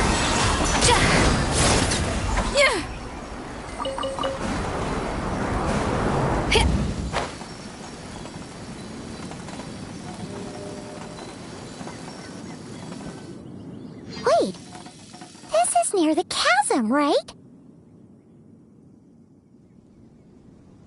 Yes. If we enter from here, we'll be able to reach that place from your dream. You have some experience with abyssal domains by now, but still, this is someone else's territory. Best to proceed with caution. Don't worry, Paimon's an expert at hiding behind other people for safety. Oh, but, that means you need to stay safe, traveler. All right. Remember your training. Time to put it to use.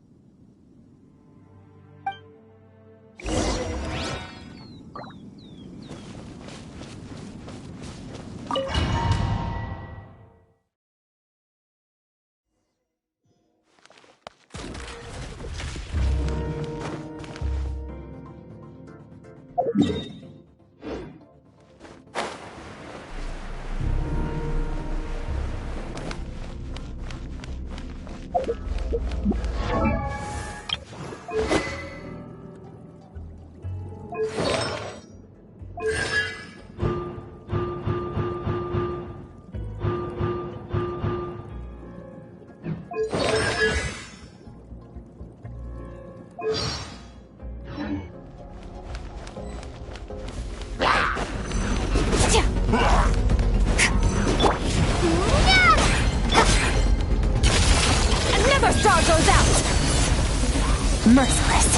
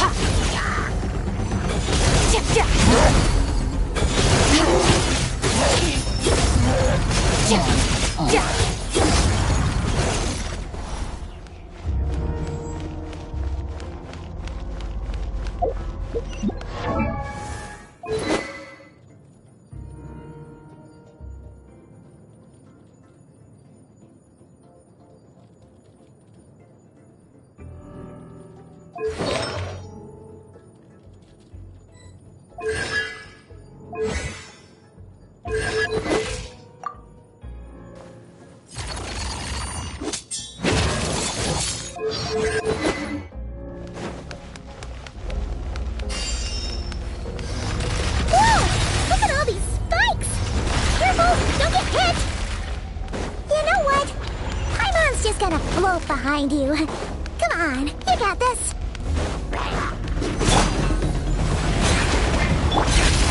Paradigm shift.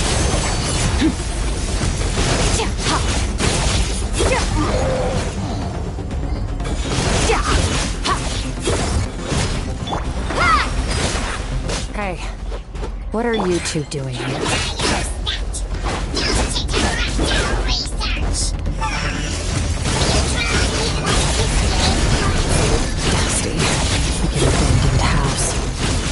Press on.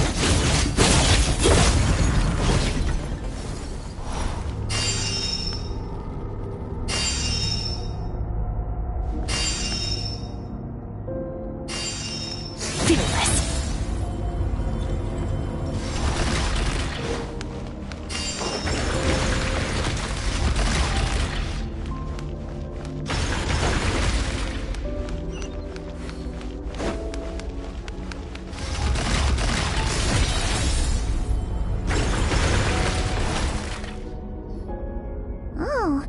Looks like this is a dead end.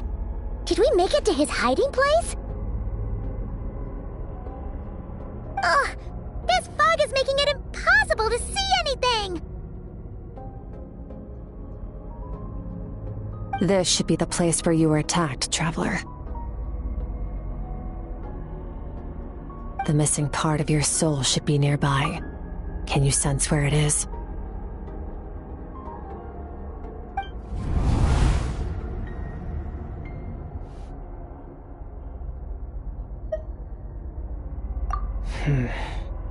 Our opponent must have covered his tracks just in case. Otherwise, you should have sensed it much more strongly.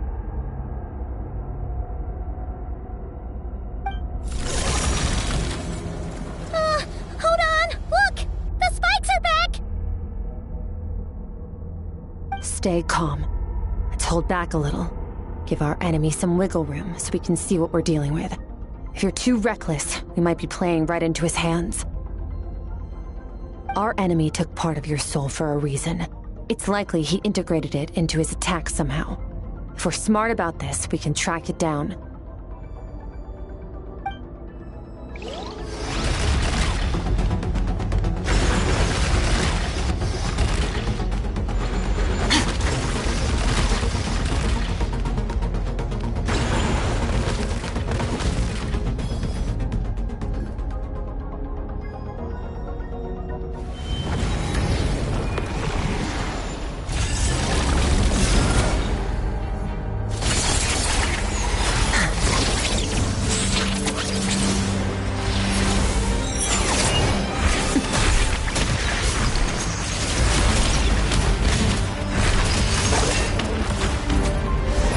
From the start, the attacks have been focused on me.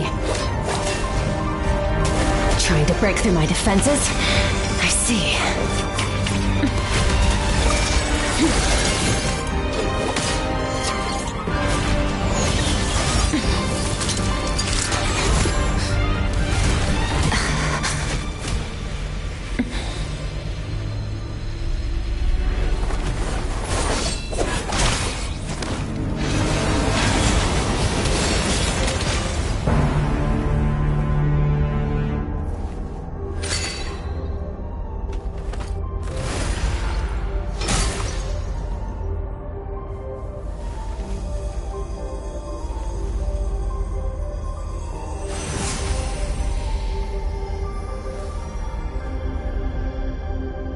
There.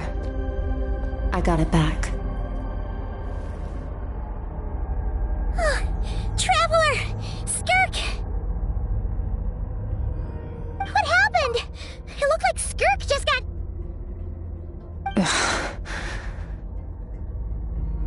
In the Gwali Plains, you asked me why this enemy chose you as his target. Now, the answer is clear.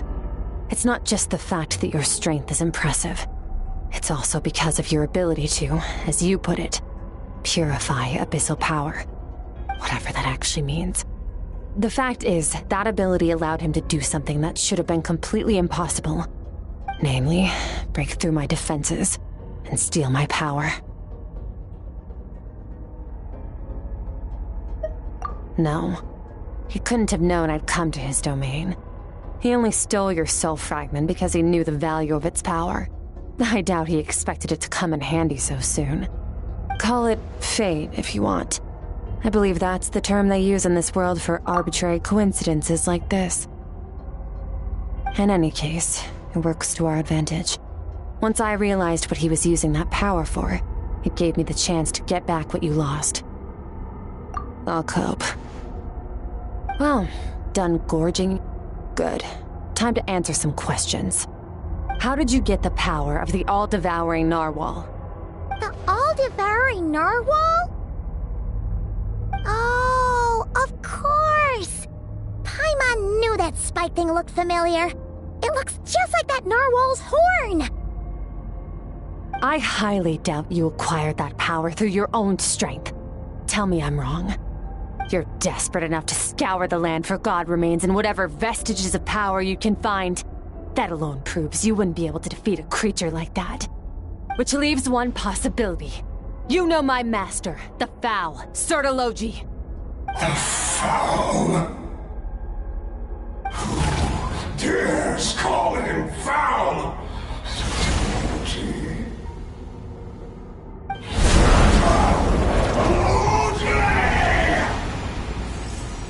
What's wrong? Bit off more power than you can chew? You're struggling to hold a basic conversation. Just a little longer. I'm still...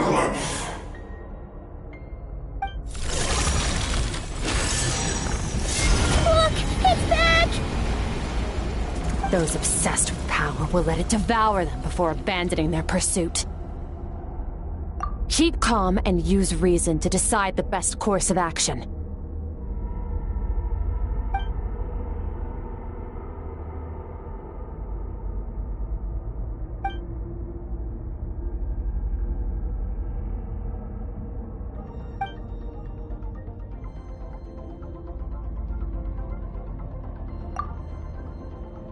Wise decision.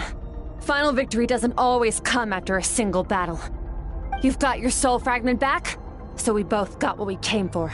Let the enemy draw breath while he can. It won't be for long. Get us out of here, Traveler. You'll need to lead the way this time.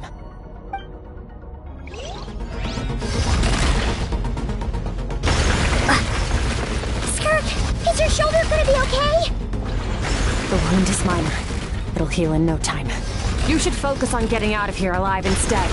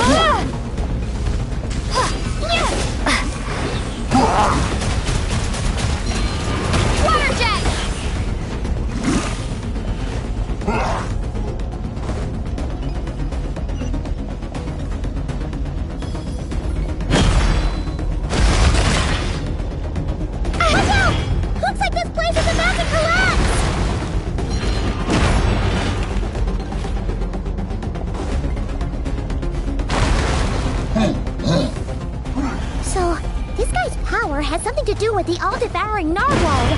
Did you know that all along, Skirk? I had my suspicions.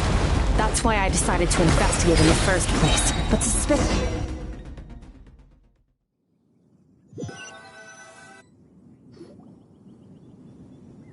Phew.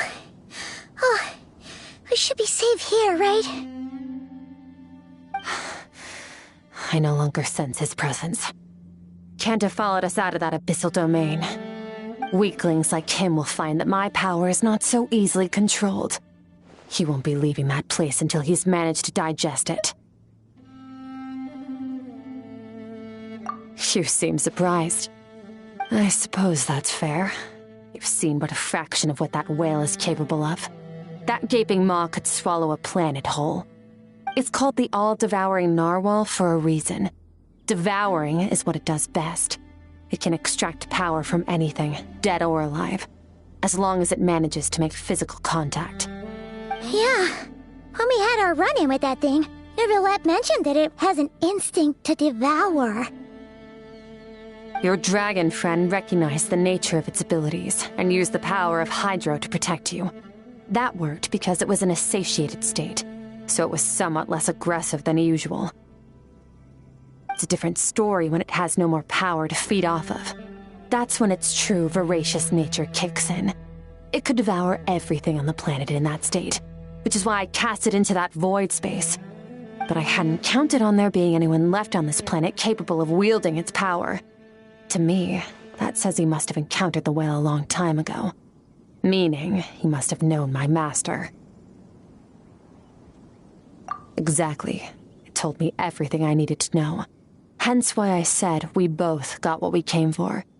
And I believe that brings our transaction to an end. Now that you're whole again, you can get back to your own journey.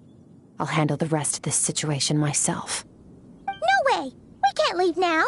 Something was stolen from you because of us. We have to help you get it back. This isn't my first taste of failure or losing power. When you fall, you get back up again and become stronger. That's how it is. But what if that monster finds you before you're all better? Plus, how are you gonna get home? It's not like you can just go swoosh and open a door to the abyss again. Not without your full strength. So, sticking with us for the time being doesn't sound so bad, does it?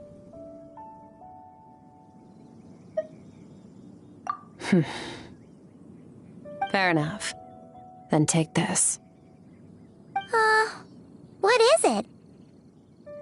A bag of Mora. Nothing in this world is free. I know that much. I'll leave the planning to you. Hurry up and decide where to go. We shouldn't linger. We should take Skirk somewhere she can rest. But where? Paimon gets the feeling Skirk wouldn't like being around a lot of people. Oh wait! Baizhu said we could rest in the back room of the pharmacy, didn't he? Let's head there! He'll know something about Master. I'm sure of it. Next time, I need to be ready. Fine. It was just a scratch. It'll take time to recover my strength, of course. But adapting to situations like this is nothing new for me. Oh, this? It's a star crystal suit. Abyssal energy is scarce in Teyvat. Wearing this helps me access it more freely. It stores concentrated abyssal energy that I can draw from on the go. When the energy runs out, it reverts back to its original form. Found somewhere to rest. Well, lead the way then.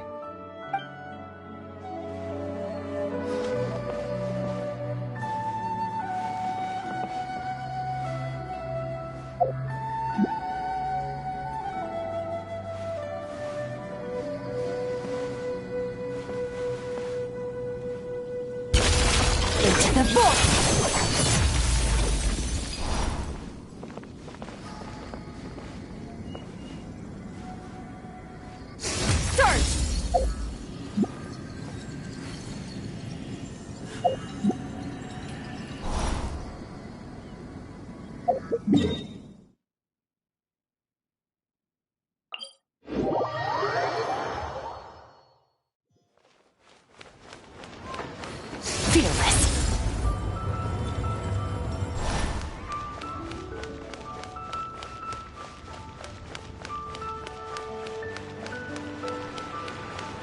merciless.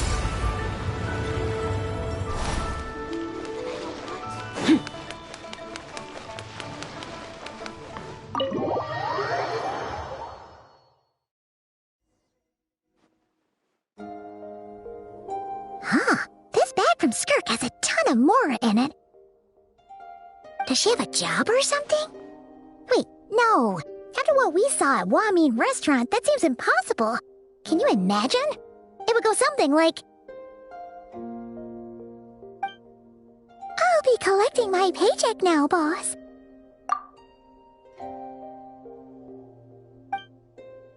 Oh, sure thing. Wait, who are you? Have we met? Can't hold a job if you make everyone forget about you.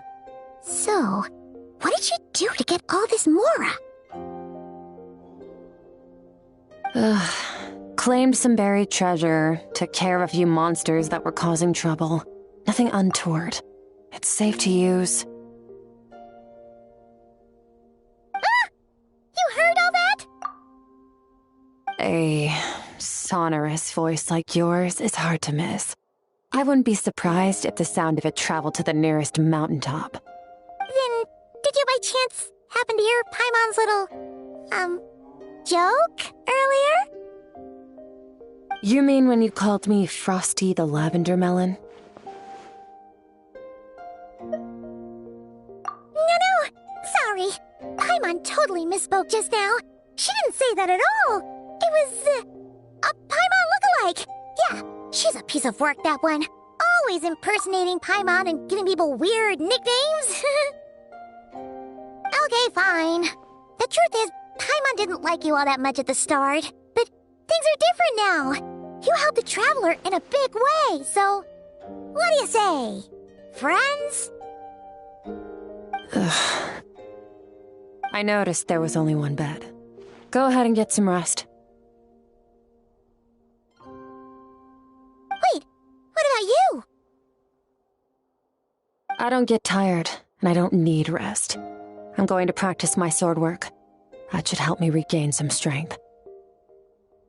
But your shoulder... Hey, don't just leave! Ah, whatever. Let her tire herself out. She'll come back eventually. Let's get some sleep, Traveler. That comfy bed is calling, Paimon.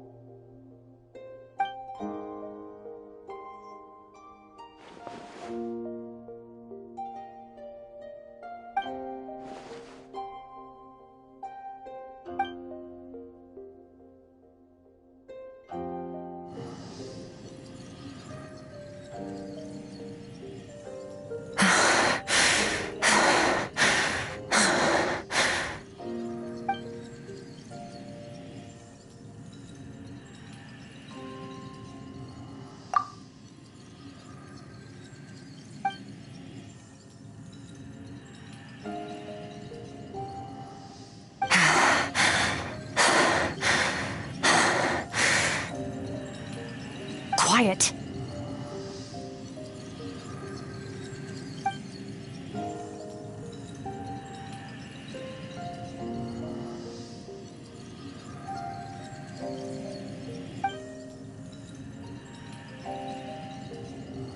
Do you even remember how many of us perished in that fire? How many bodies were left to rot on the scorched earth? Yet you alone live on. Keep your gaze fixed on your blade. You don't deserve to rest. Run, Skirk. Run! Only death awaits us here. Keep running, and don't ever look back.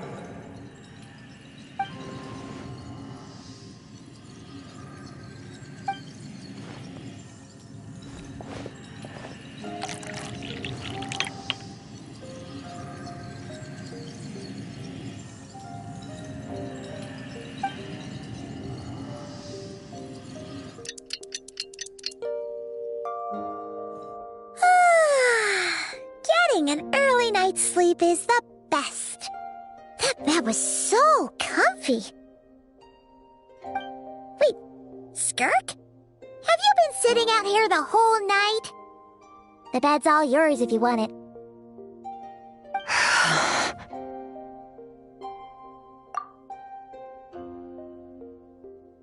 About 60%, maybe 70. Whew! Paimon thought it would take at least a couple of days. That was fast. No, not fast enough. That's 20% less than last time. Same training regimen, same intensity. Nothing felt different, but somehow the outcome fell short. No, I think the problem's with me. I need to meditate for the next 2 days. Deep introspection should help me find the issue. Ooh, sounds intense. We'll watch over you in the meantime, then. Thanks. See you in 2 days.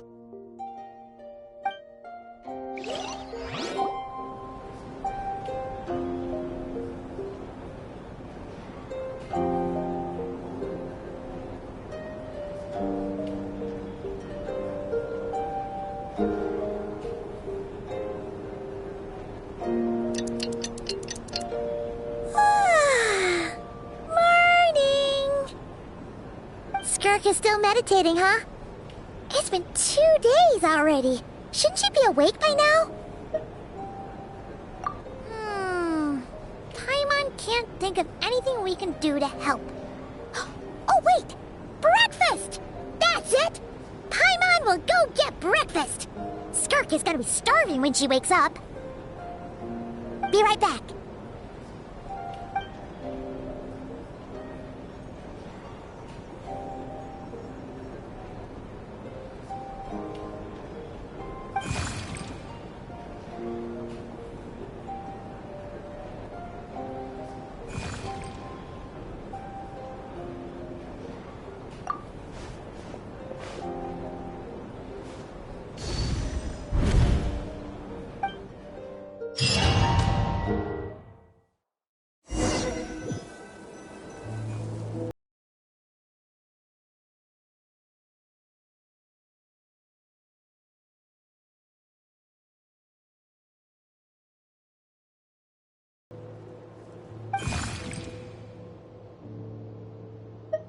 That's right.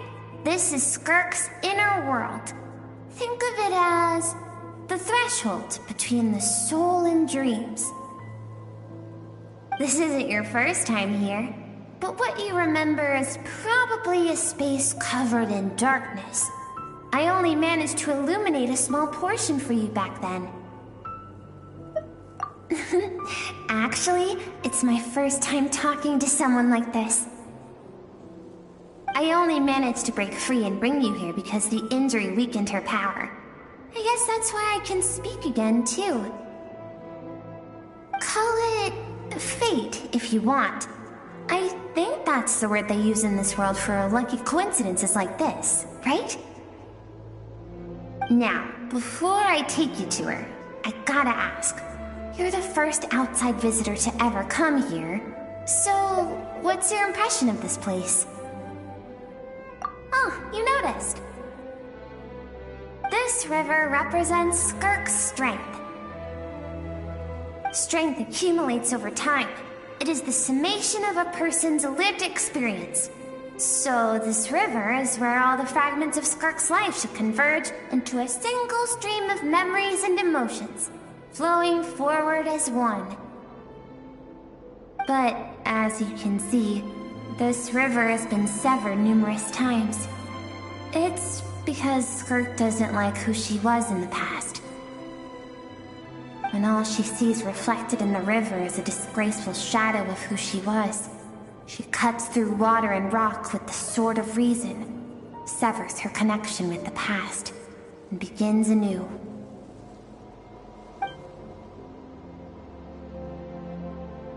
You must learn to shut out all the pointless emotion. Crush the self that makes you weak, and become master over your physical form. This isn't my first taste of failure or losing power. When you fall, you get back up again and become stronger. That's how it is.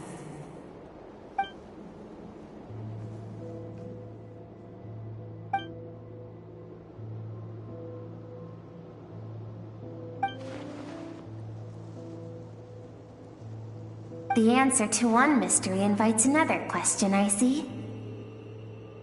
Let's follow the river upstream. There among the cliffs, among the memories etched into her heart, lies the truth of it all. Soon, you'll understand everything.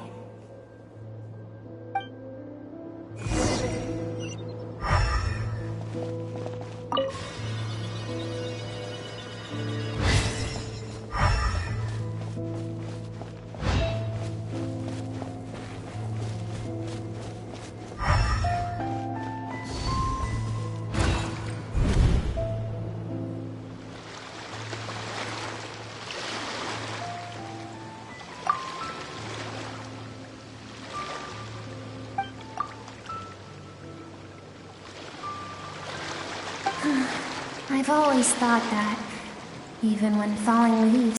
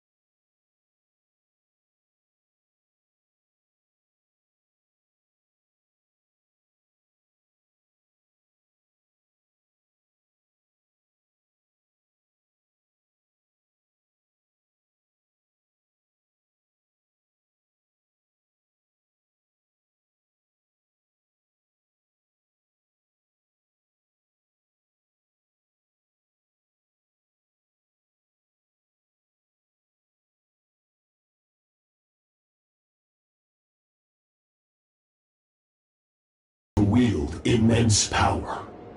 From this day forth, I shall teach you no more. No one can become a worthy warrior through imitation alone. I have given you fangs and claws.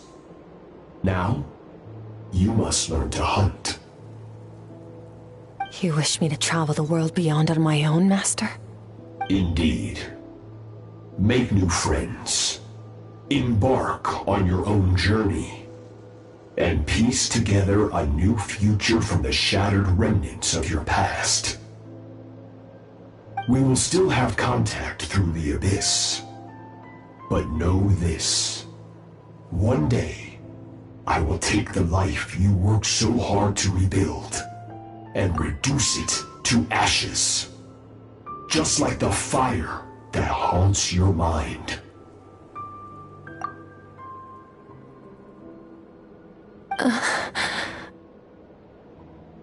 Why would you do that? I have told you before, fear is the catalyst for human evolution.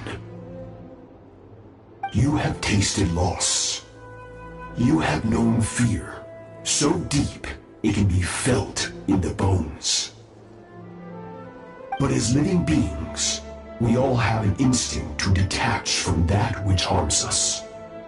And thus pain dampens over time, and the acrid taste of fear becomes but a distant memory. Yet now, I have bestowed upon you the gift of fear eternal.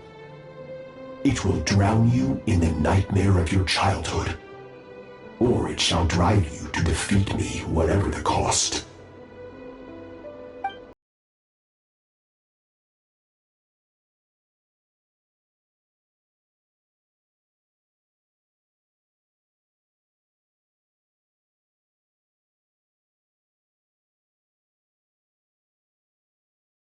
course. As a higher being, physical form is a triviality to him. He could appear as a beast, a human, or even a monster that defies description. The form you see him in here, clad in abyssal armor, is the one he usually wears when traveling through the stars.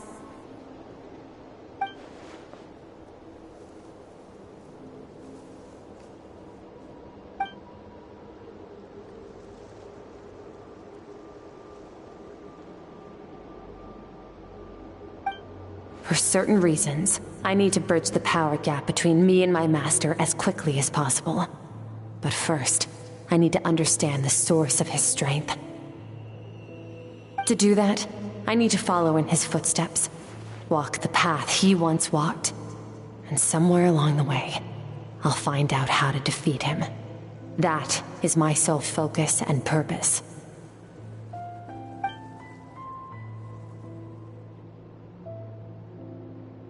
I'll let you in on a little secret. The real Certology is terrifying.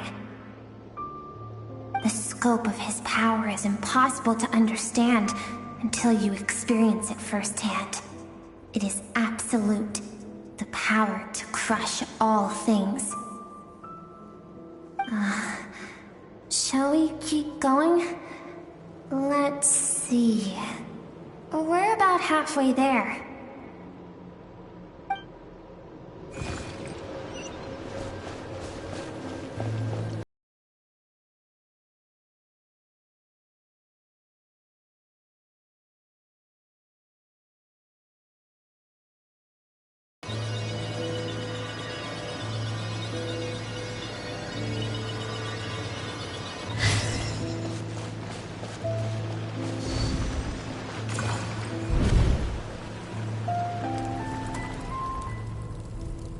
We've made it quite a ways already. This is Skirk, when she first began training under Certology. I have set your broken wrist. Tomorrow, you're to train twice as hard. No tears this time. Good. Attempting to garner sympathy through tears is a habit of the weak. A pitiful, useless ploy. Can I ask a question, Master? Why did you save me?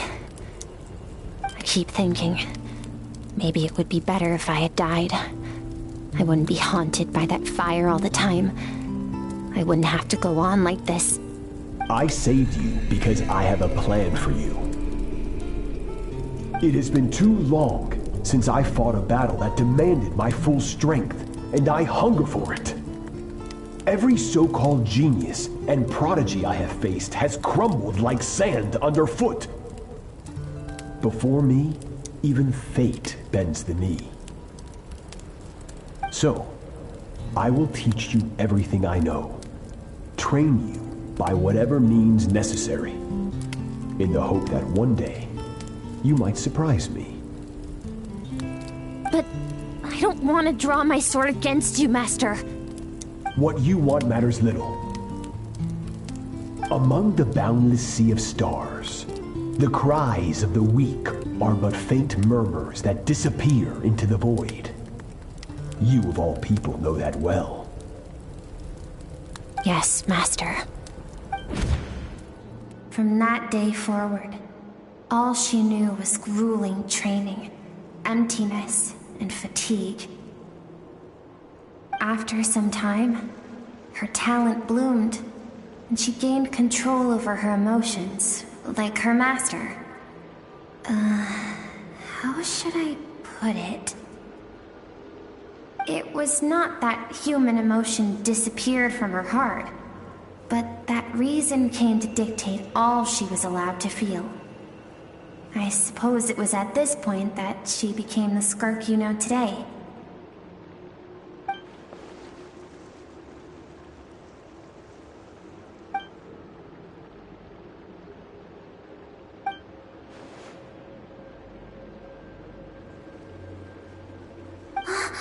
We're nearly there.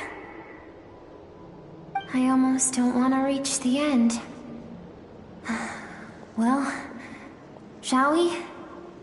This is the final stretch.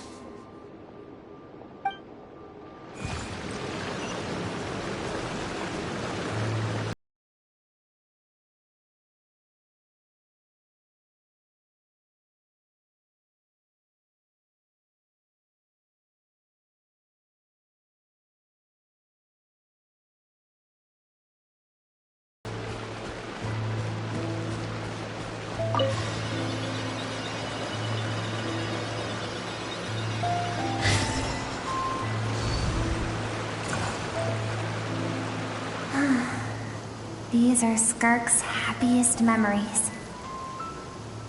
What a simple and carefree time it was. Wisps of clouds dotted the sky. The sun bathed everything in golden light. And when song filled the air, not even the shyest of flowers could resist swaying along. This is Skirk's homeland. She was so curious about everything as a child, always skipping school to go exploring instead. There was so much to discover. The treasures at the bottom of the sea, the secrets beyond the stars, and that merchant ship packed with adults wearing those strange clothes. Yes, the ship. That was the beginning of the end. It was a spaceship. When it arrived, the people that disembarked wore smiles on their faces and spoke of friendship. They claimed to be merchants from a neighboring planet, looking to establish trade. Skirk's parents, her relatives, her neighbors, everyone welcomed the newcomers with open arms and allowed them to explore the planet. To them, the visitors were guests and should be treated with hospitality. No one had any idea of what was to come. Several months later, an army of unknown origin arrived without warning and carried out a ruthless campaign to destroy everything and everyone on the planet. Skirk had skipped school that day, like so many times before, so she was not caught in the immediate wave of destruction. But when she came home that day, only fire and ruin awaited her. Countless people cried out to her for help. People she knew and loved. Friends and relatives. The little girl who lived next door. The shop owner with the bad leg. The bad-tempered teacher she had made fun of just that morning. Their lives were discarded like worthless trash as the fire consumed one life after another. Skirk was helpless. All she could do was run. And so she did. She kept running until an unexpected figure crossed her path. If Sertology hadn't been there in that moment, the fire would have claimed her life too. And there she would have remained, left to rot in the scorched earth, with no answer as to why any of this was happening.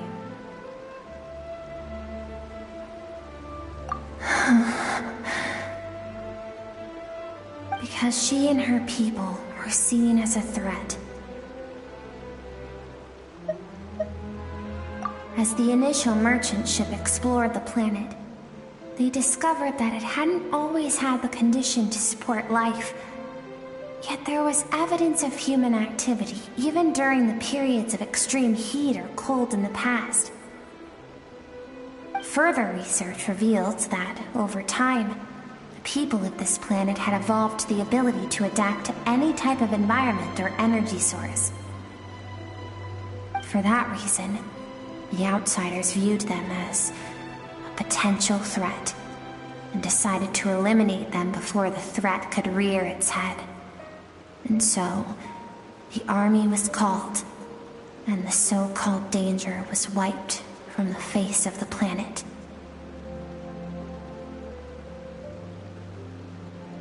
Senseless, isn't it? Deemed a threat because of a gift they didn't even know they had. Perhaps it was their own innocence and kindness that doomed them. But in the end, that was lost to the blaze as well. If those with power get to decide good and evil, then all you can trust in is the sword in your hand. And so, before death could claim her, she ran. She ran and never stopped. No one wants to relive their most painful moments. Well, that brings us to the end of the story. This is as far as we can go. Skirk is waiting over there. For both of us. Let's go to her. It's time to fulfill my purpose. And my greatest wish over all these years.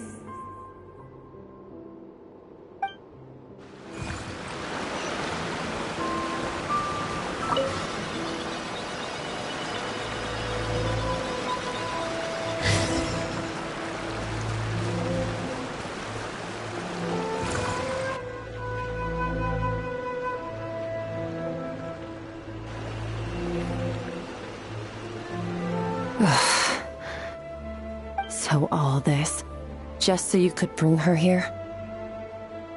I have things to say to you. Well, to me. I want someone to witness our reconciliation, even if it takes an argument to get there. And she is the best choice in this moment. Her suppressed emotional self. The version of herself she keeps locked in the recesses of her mind, stifled by reason.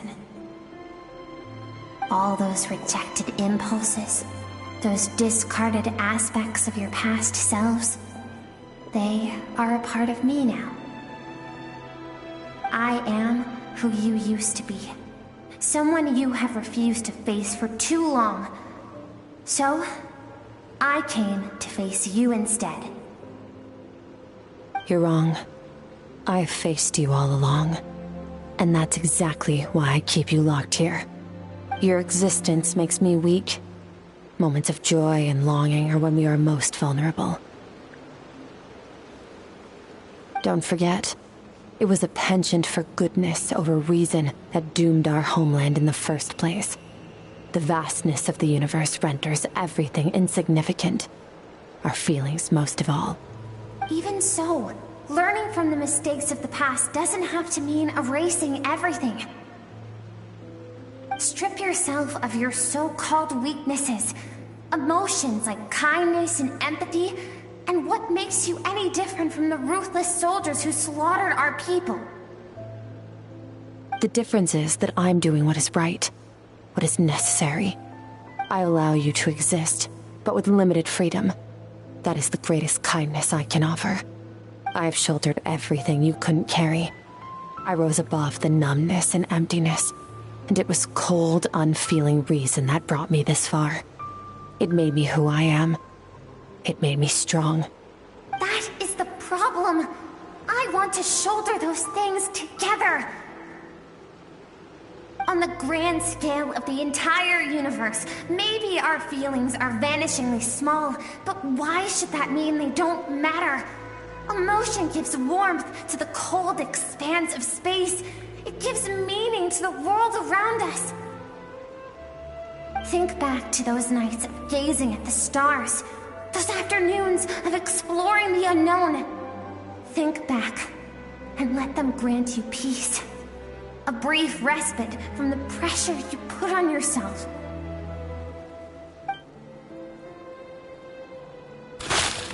That isn't what we need. Exactly what we need! Aren't you curious about why recovering your strength has taken longer than normal this time? Finally, you get to the important part. That is the only answer I came here to find. Then look around. Look at your inner world. You cast aside your dreams and curiosity, and in doing so, you lost your original motivation. You've severed all connection to who you used to be, so you can no longer draw strength from your past. Now, the only things driving you forward are fear and survivor's guilt. But these cannot take you far enough. And so, this river, the source of your strength, grows more polluted by the day. And do you think that means I should seek help from a weak little thing like you?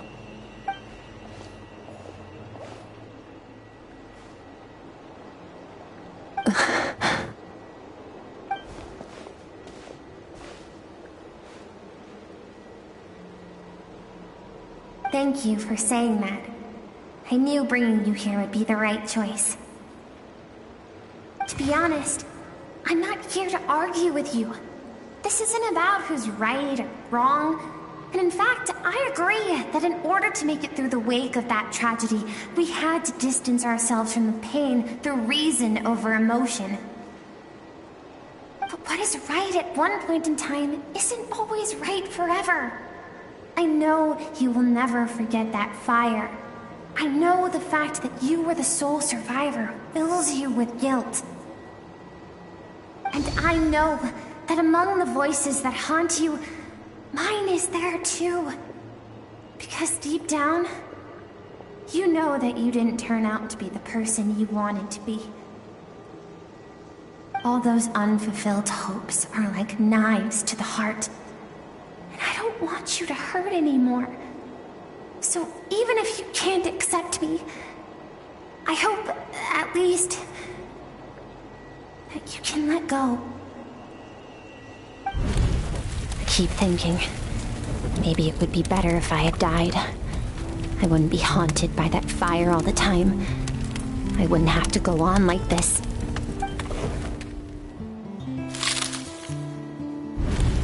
Your dad and I, we're not afraid to stare death in the face, but we need you to survive.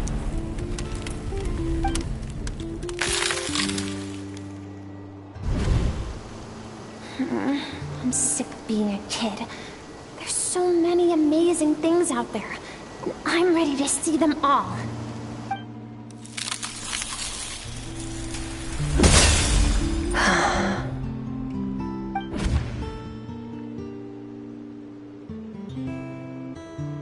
I remember. There was a song Mom and Dad always sang when we went out to fetch water. Dancing water. The sand along your path is begging for your song and movement. Will you carry this burden with you on your journey?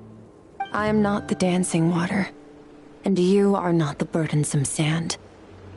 But if this is your wish, then I will carry you with me until the end.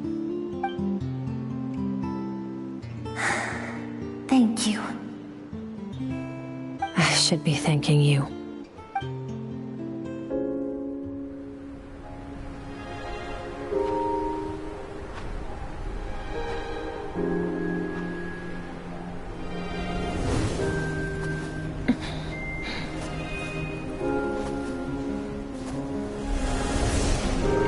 Run, Skirk, run! Remember, leave no one alive! Heed my words, Skirk. Let fear take root in your soul. Did you survive? Why was it only you? Skirk, did you become a positive light in this world?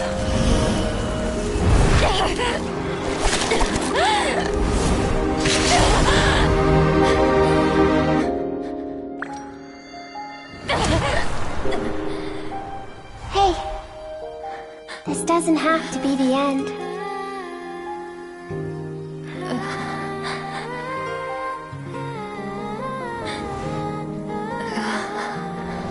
Life is a gift. Don't let darkness claim it.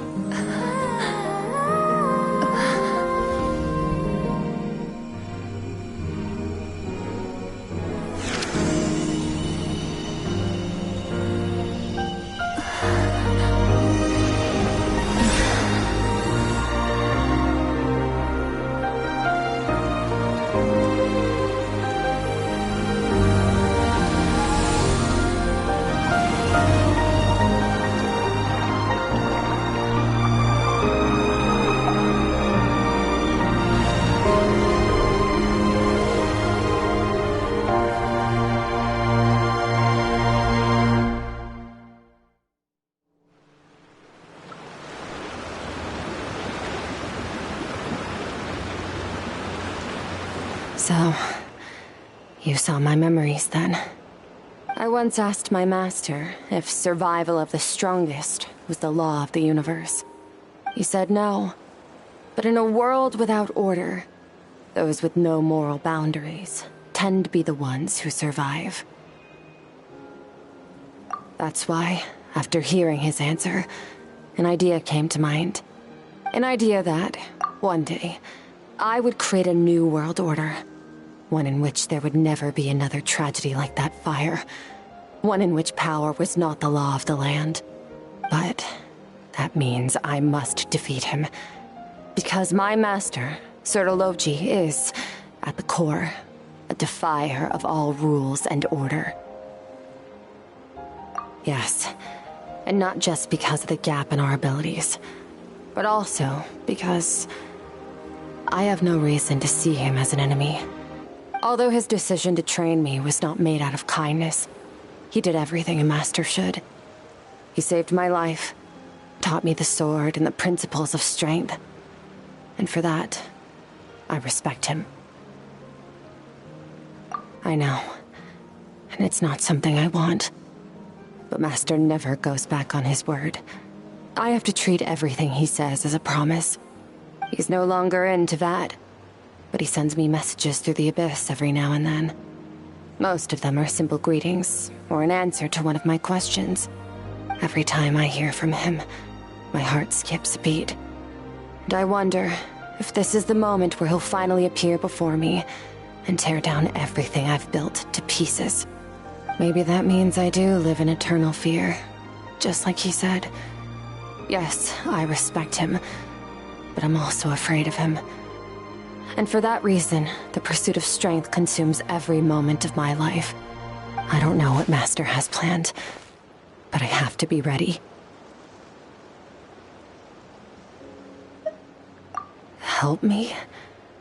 Why? This isn't your fight.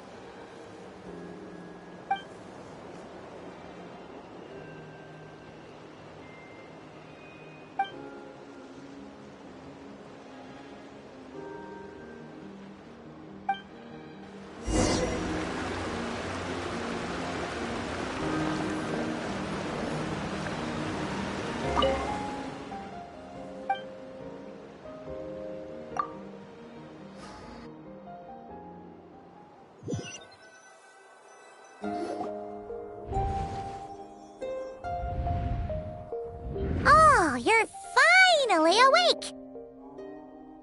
Honestly, Paimon was gone for like 2 seconds and then she comes back and finds you both unconscious? Oh, you scared Paimon half to death! You're both okay, right? What does it look like?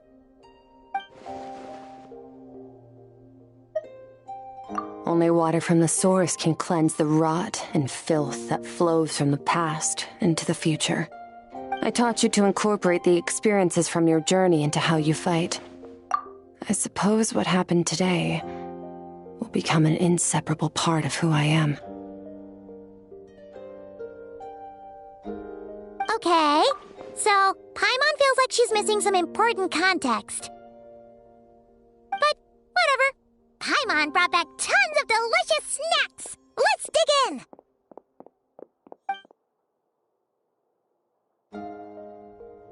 All right. It's about time we finished what we started. We're gonna deal with this thief for good, right? This time, I'm not going to tell you to hold back. But having digested even more power in the meantime, he's going to be tougher than before. The good news is, we have no reason to pull our punches this time. So, let's go. Same place as last time.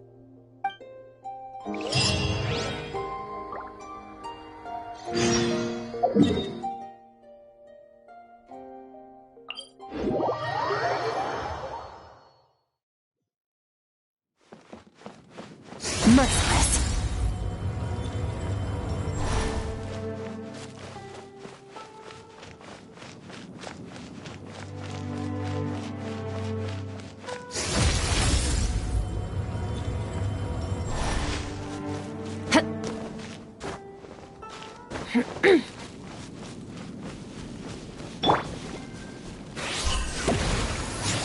Hey,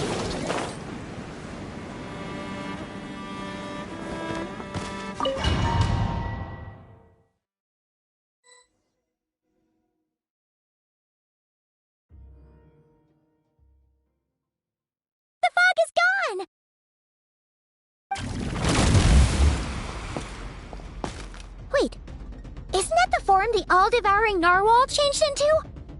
How come he knows that, too?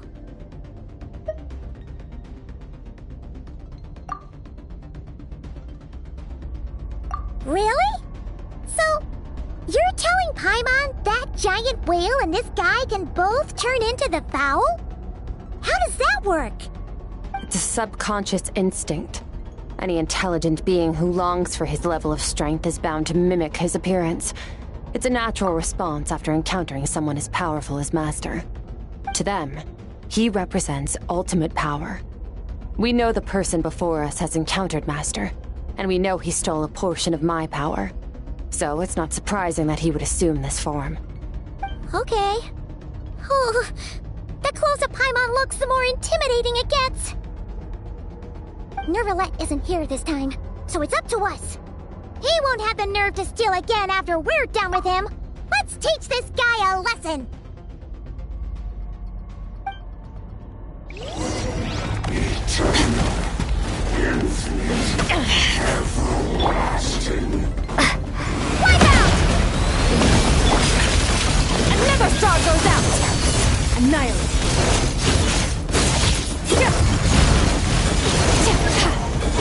Haven't forgotten your training, I hope.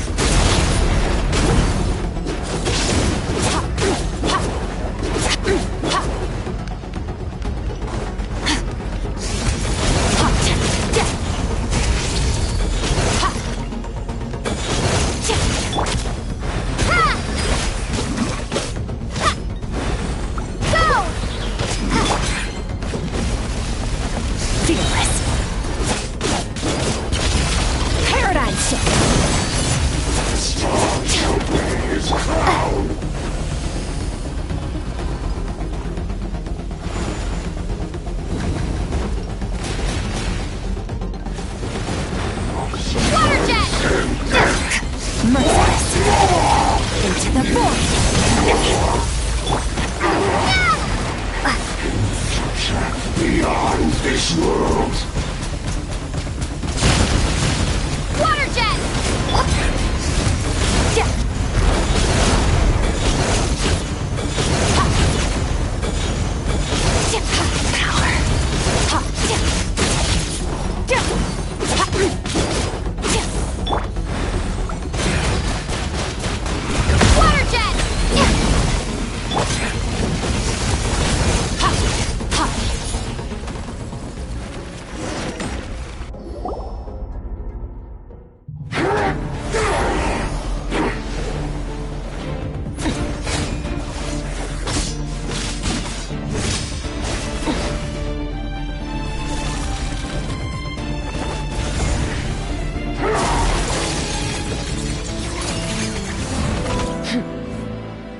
Haven't had enough of my power.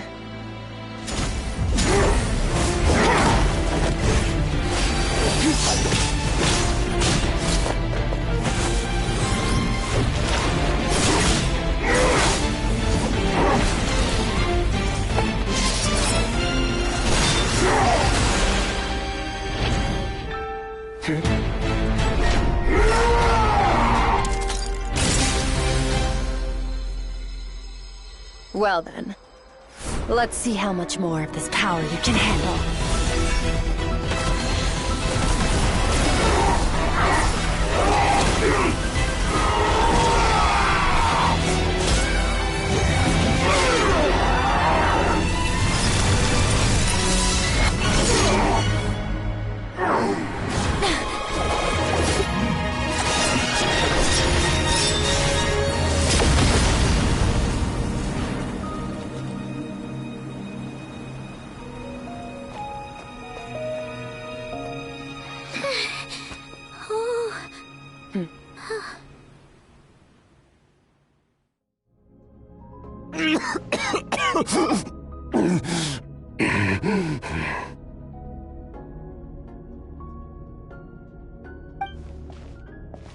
Well, have you come to your senses? You saw that my body was at its limit. So, you deliberately channeled your power into me, knowing that it would destroy my shell from within. Such power. such keen battle instincts. So you must be... Skirk, Sertologi's disciple. How long has it been? How long has he been away from Tevat? Hundreds of years. Hundreds? Sorry, it's a lot to take in. I should introduce myself. I am Skofnungar, a friend of your master and one of his followers. This is the first time I've heard your name, Skirk. But hundreds of years ago, I knew you existed. And I knew you would come here. Hundreds of years ago? Sounds like you and Master have quite the history. Care to tell us about it? Of course. Might as well take advantage of a clear head while I can. The story starts a long, long time ago. I was born into a noble family in Conria. As the eldest son, I was set to inherit our title. But I contracted an incurable illness as a child, and everyone gave up on me. I trained the sword harder than anyone else, defeated all of my peers. But it was all in vain. When other people looked at me, all I saw in their eyes was pity or a strange glee in my misfortune. Even my parents were just waiting for me to die. Over time, my heart hardened, and I became aimless. That was the point where I met your master, Sertologi. We were similar in age, but different in background. He was born in prison, the son of criminals who had been sentenced to death. He spent his childhood wandering the streets, facing more criticism than the literary works in the Universitas Magistrorum. Yet, he always wore a smile on his face, as if kindness and malice were one and the same, and he could not see the difference. I still remember what he said to me when we first met. You need to fight to survive. Even if it's a losing battle, it should light a fire under you. How can you sit back like this and go down without a fight? That does sound like something he would say. He was the first to acknowledge that I was worth something, and he inspired me to keep going.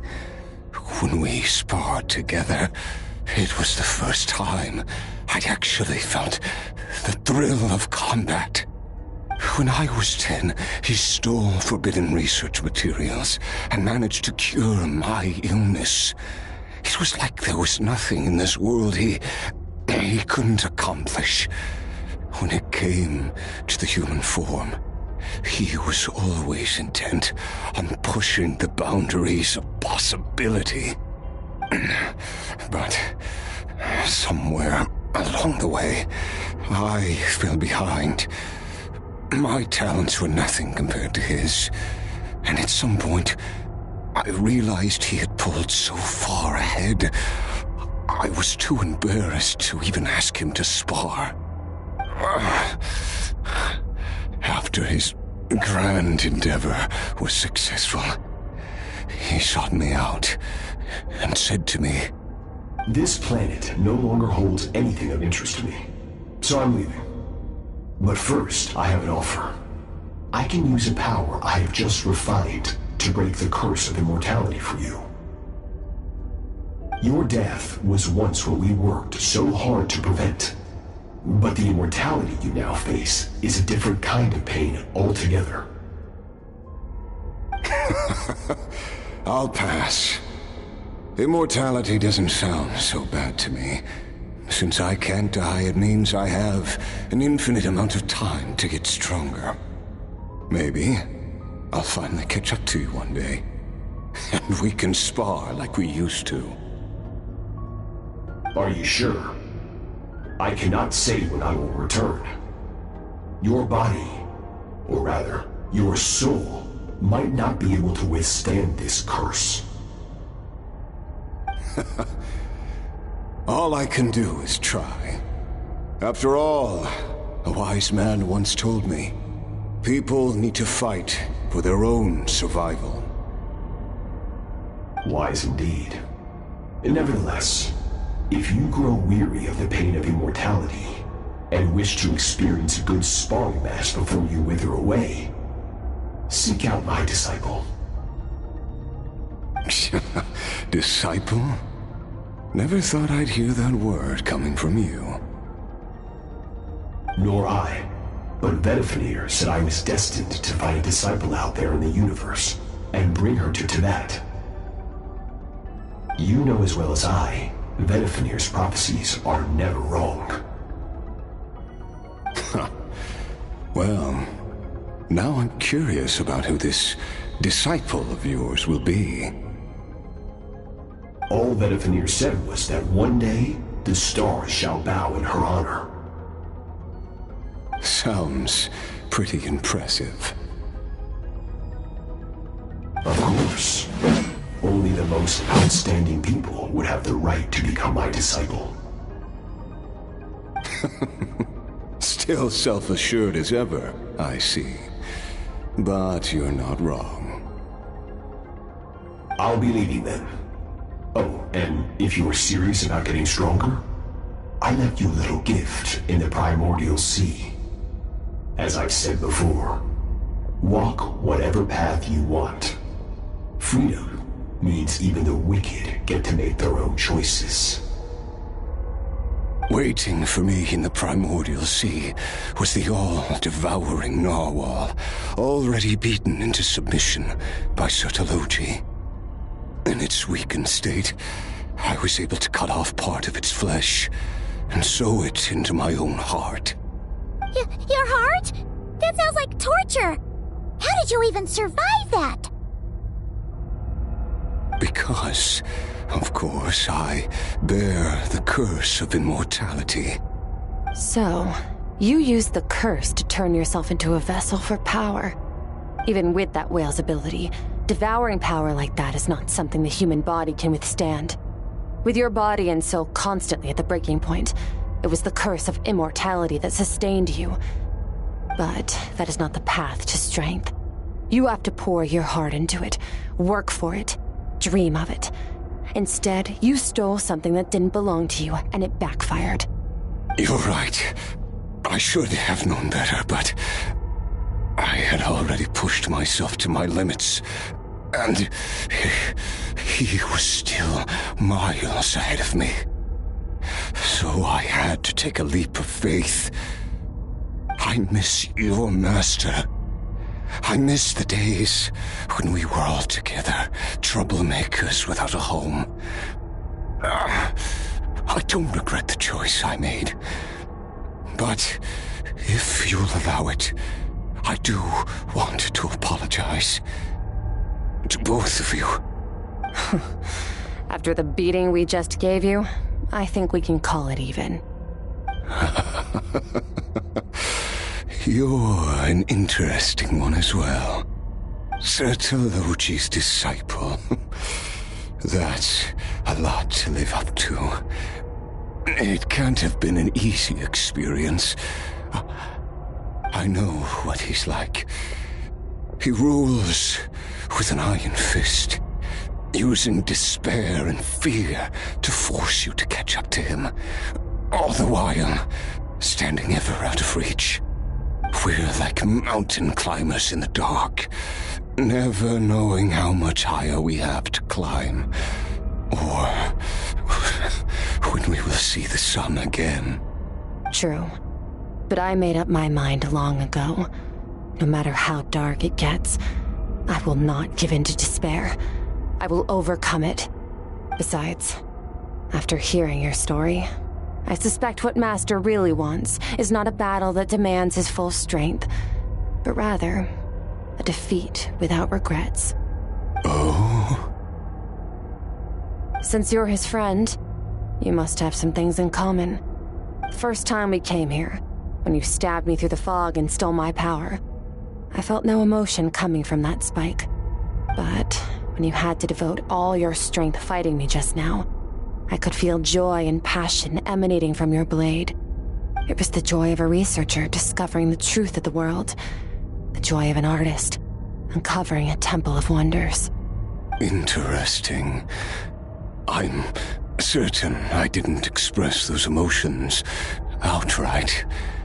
Yet you were able to read them from my blade, like a glimpse into my inner world. You're right. That battle brought me an unbridled sense of joy, and my defeat brings me no regret whatsoever. Exactly.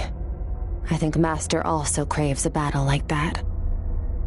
One where his opponent forces him to use all his strength, unlock the extent of his potential, and transcend his own limits. A battle to end all battles. After which, all can come to an end, including, perhaps, his life. For that very reason, good and evil are meaningless to him. He has one purpose, one goal: to complete himself. It's one of the secrets to his strength. Perhaps you're right. Perhaps that is his call. What a battle that would be. Oh, to witness such a...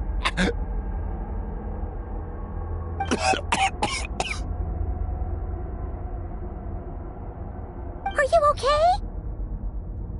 Too many different kinds of power are surging through my body. The curse of immortality allows it all to coexist, but it does not remove the pain. I won't be able to hold on to my sanity for much longer. What a shame. I would have loved to witness that battle. Sertologi once offered to free me from this curse. Now, I must ask that of you, Skirk. Can you release me from the pain? I can, but not through death, if that's what you were hoping for. It's not a suitable punishment for your crime. As an alternative, I can take your consciousness, along with all the power you've consumed, and smash it to pieces. The impurities will dissipate, and under the curse of immortality, your mind and body will regenerate. When that process is complete, you will be back to who you were before, no longer tortured by powers you can't control. But it will be a time-consuming and painful process. The decision is yours to make. I accept. And who knows? Perhaps I'll wake up in time to witness your great battle with Sertologi. I have faith that you'll be able to stand against him one day. Though I know it'll be a long and arduous road. If we are climbers in the dark, it appears the dawn has finally broken for me. But your ascent continues. At least, it looks like you are not alone on your journey. I will reach the top of this mountain, no matter what it takes. And you, Skofnunger, will be my witness at the end of all things.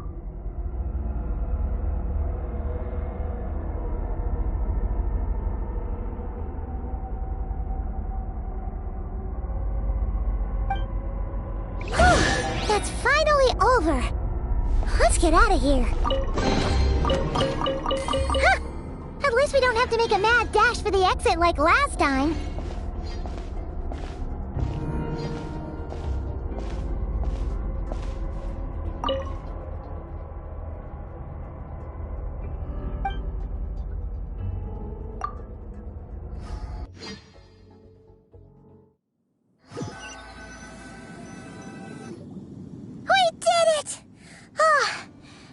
Been a few days, but it feels like forever.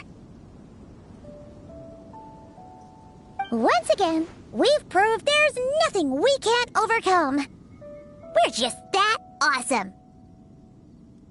Wow, you sound even more confident than usual. Guess you really have become stronger. Today sure went by fast. It's night already. Oh wait, that reminds Paimon. The stars you mentioned, the ones that died out, are they back now? Yes. The power Skafnungur stole has been returned. So, the stars have regained their light. Great! Huh, it's crazy that you even noticed their light was gone. There are so many stars in the sky. If a few disappeared, Paimon definitely wouldn't be able to tell. I suppose it's because I have gazed upon this sky for centuries. The false stars, hanging in the meticulously planned sky, glittering with rotten light. It's not real. And yet, it is for that very reason that I can look upon it and enjoy the momentary peace it brings. Even the most beautiful of bubbles has to burst. We will return to the real universe one day, whether of our own volition or not. Time marches ever forward. Even the innocent and naive will taste life's bitterness. Yet through hardship, we grow until we learn to seize the sands of time for ourselves and uncover our true strength.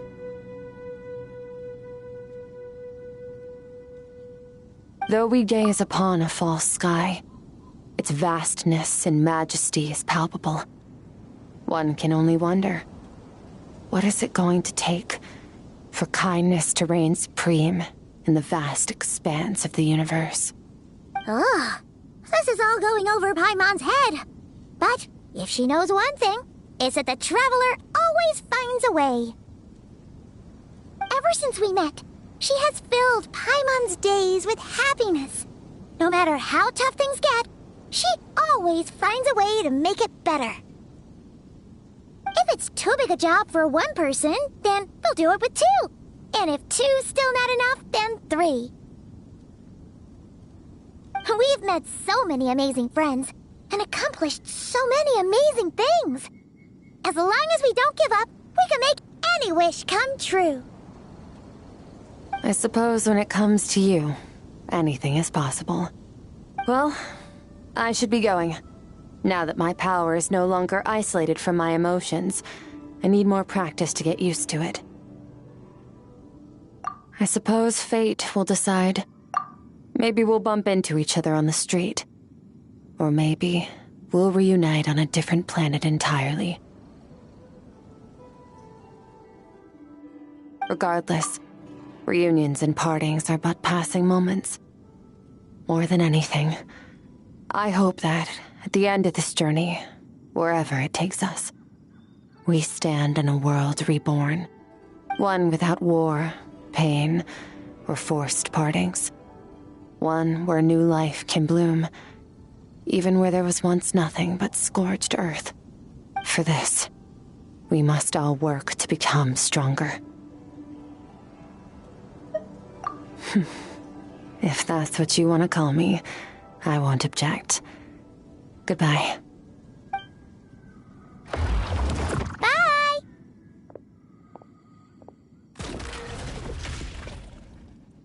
Is it just Paimon, or is she being nicer than before?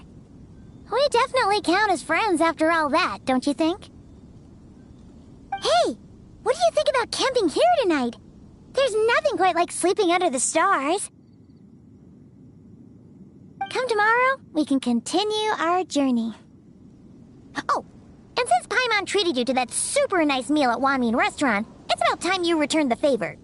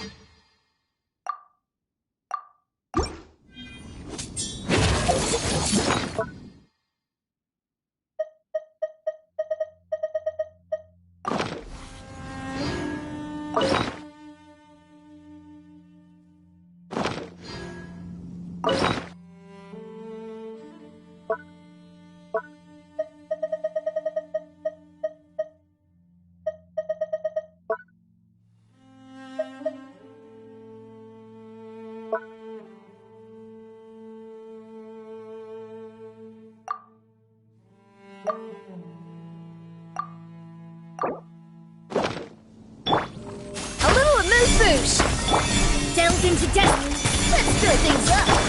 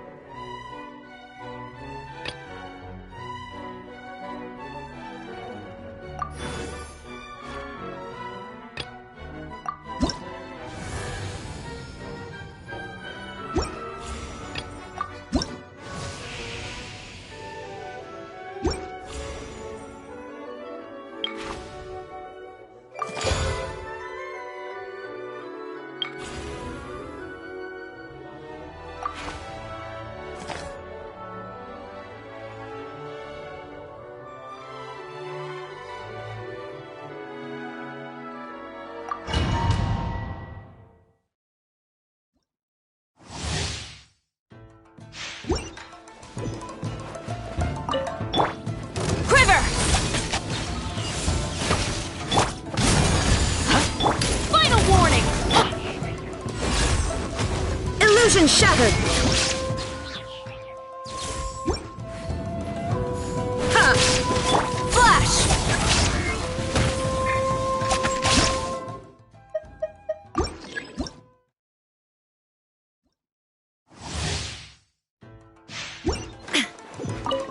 Shine down! Check this out! Drop your weapons! Strike! Flash! Don't get too close! Supporting fire! There is no escape! Torn to oblivion!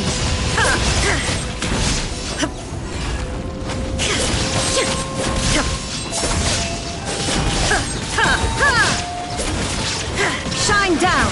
Fire it up!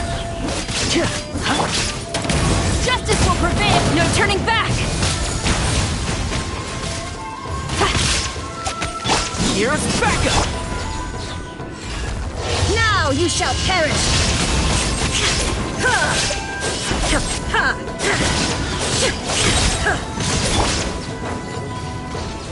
Quiver!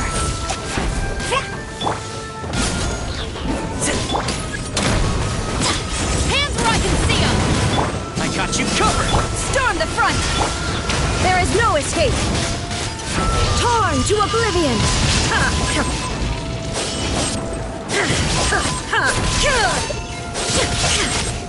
Illusion shattered!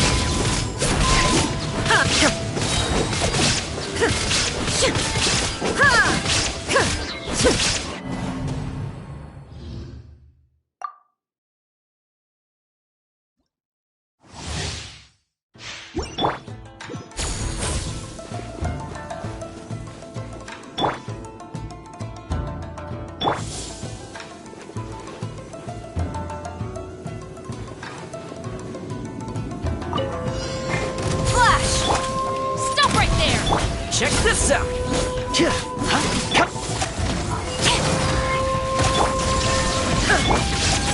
Strike!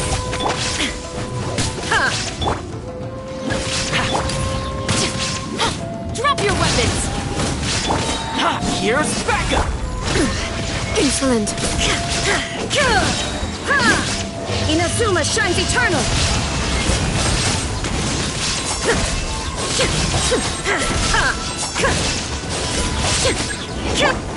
No turning back!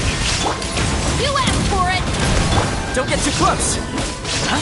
Supporting fire!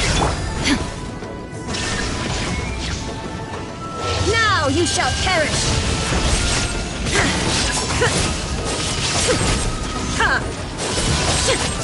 There is no escape! Hands where I can see them! Check this out! I got you covered! Storm the front! Inazuma shines eternal!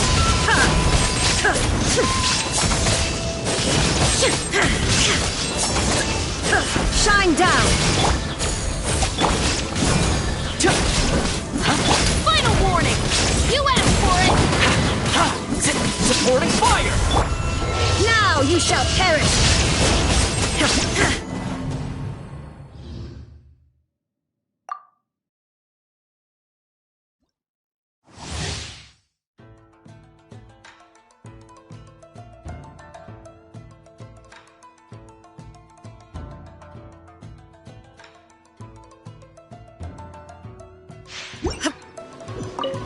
Illusion shattered! Fire it up! Drop your weapons! Flash! Shine down!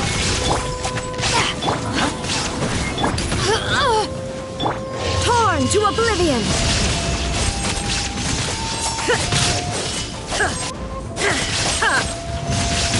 Here's backup! Glory to the Shogun! Justice will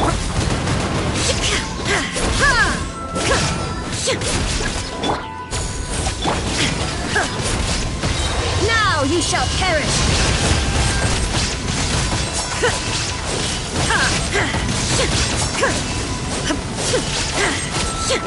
There is no escape! Quiver! Check this out!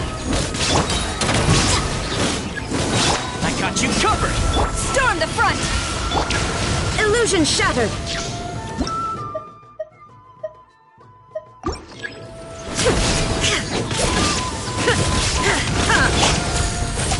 Fire it up!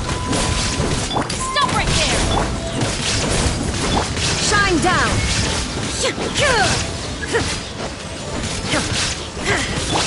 Strike!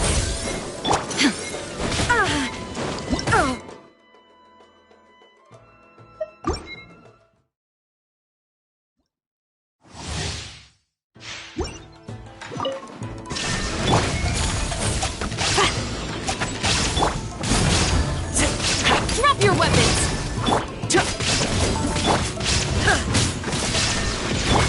Flash!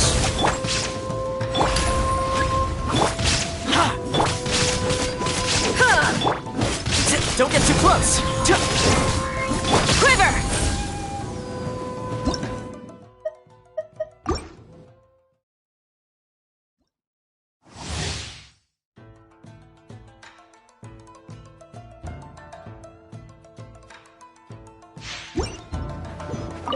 There is no escape! Final warning! Check this out! Strike! Illusion shattered! Torn to oblivion!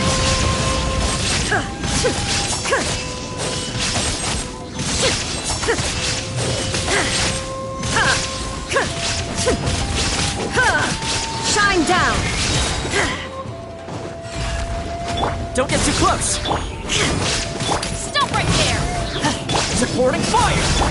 Inazuma shines eternal!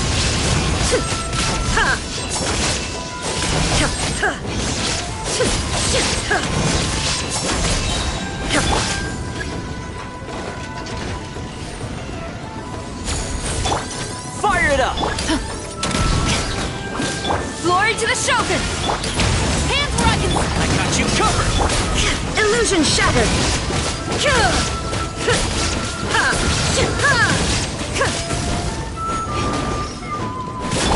Quiver! Check this out!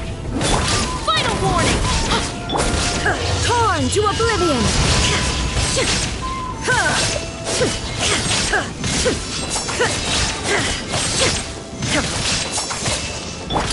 Justice will... Here's backup! No turning back! Shine down!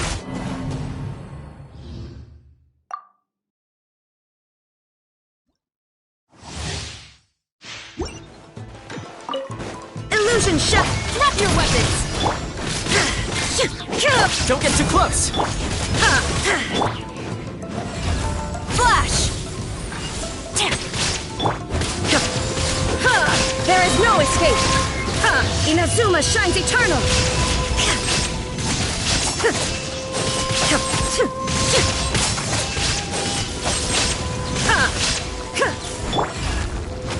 Storm the front! You asked for... Supporting fire! Fire it up! Strike! Final warning! Now you shall perish!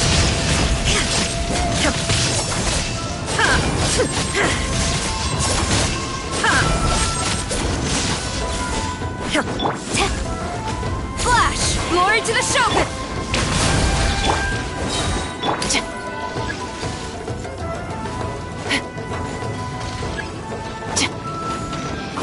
Justice will prevent... I got you covered! Strike! Illusion shattered!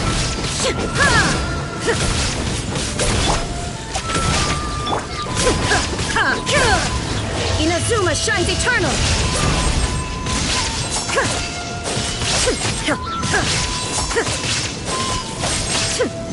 Shine down! No turning back! Check this out!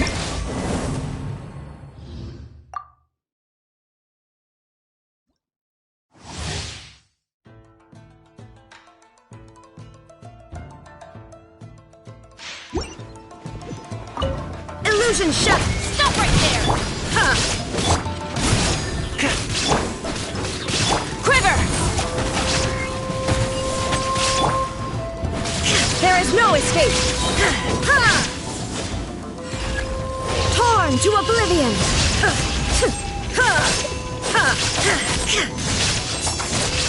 Shine down! Flash! Supporting fire! You asked for it! Glory to the Shogun! Now you shall perish!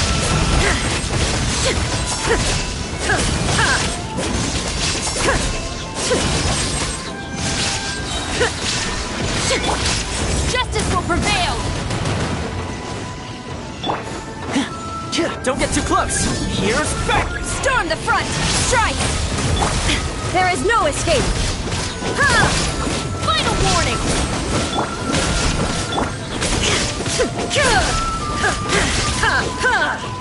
Inazuma shines eternal!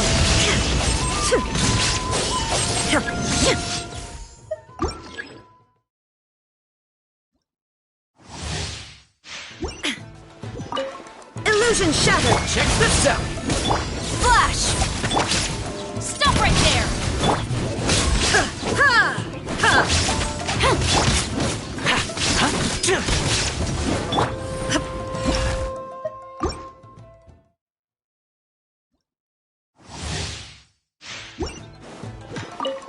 There is no escape!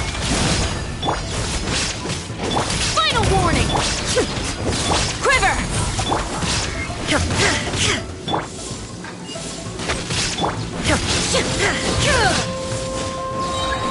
Now you shall perish!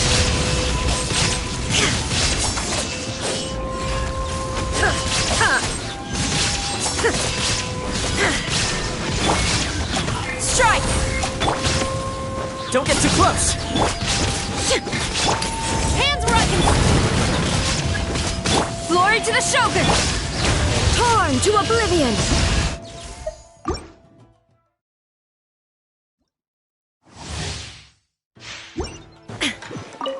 Shine down! Check this out! Drop your weapons!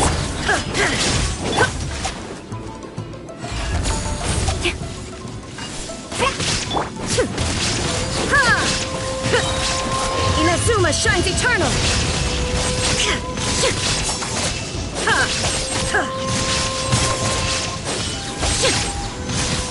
Supporting fire!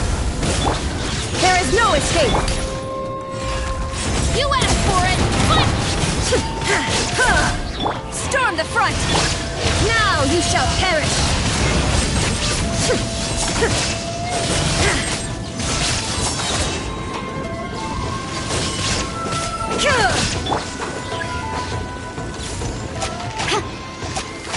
Quiver! Fire it up! Stop right there! Hands where I can... Here's backup! No turning back!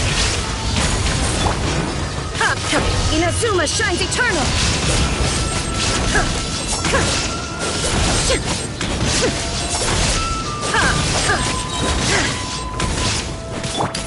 Justice will prevail! Check this out!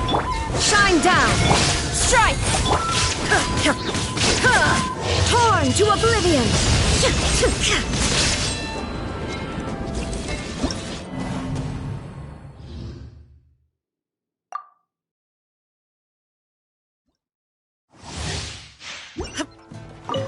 There is no escape! Final warning!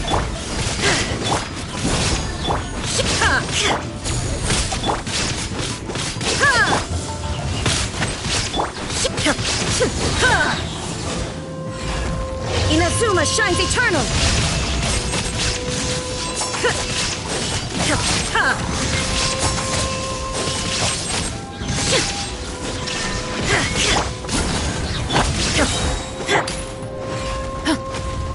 Hands where I can... Storm the front! Now you shall perish!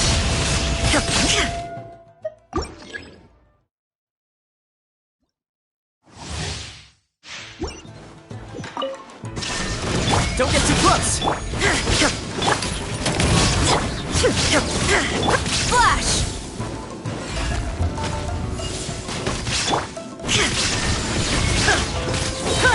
Inazuma shines eternal!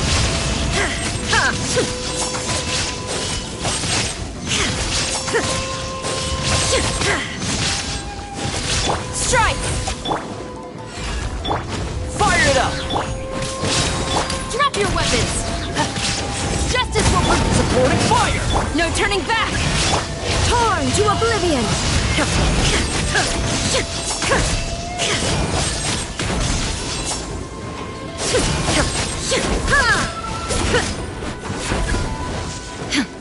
Quiver! Don't get too close! Final warning! Hands where I can see! Strike! I got you covered! Glory to the Shogun! Inazuma shines eternal!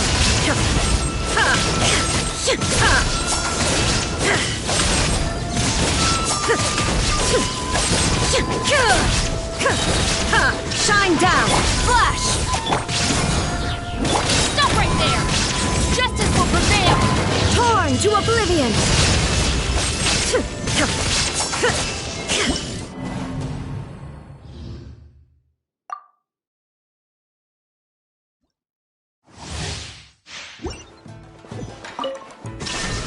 Quiver! Drop your weapon!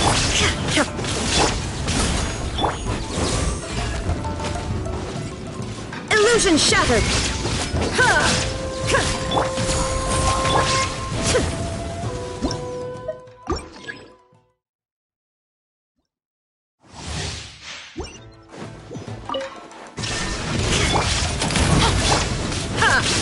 Fire it up! Flash! Shine down!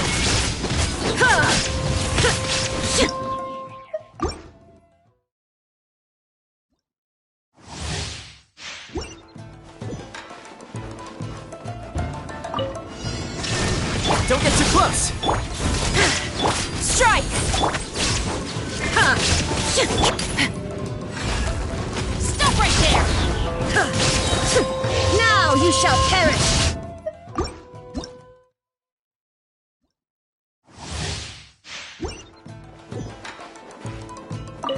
Illusion shot! Check this out! Drop your weapons! Quiver!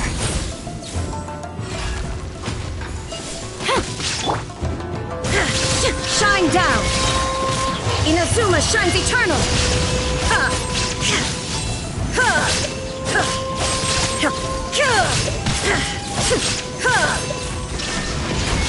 Supporting fire! You asked! Don't get too close! Flash! Storm the front! Torn to oblivion!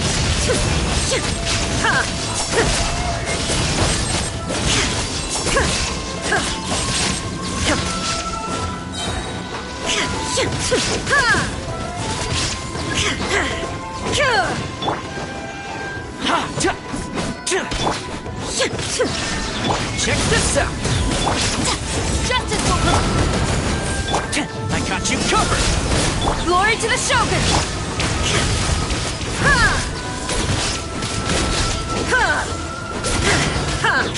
Illusion shattered! Stop right there! Inazuma shines eternal!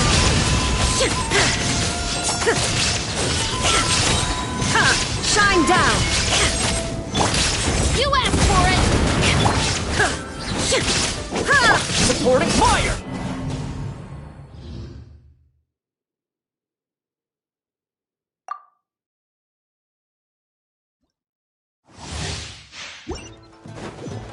Illusion shot! Don't get too close! Strike!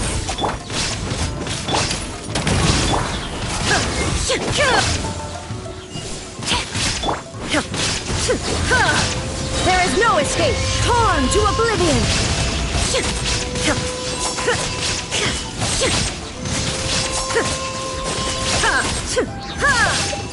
Illusion shattered! Here's backup! Hands where I can see them! Final warning! Quiver! Storm the front! Inazuma shines eternal!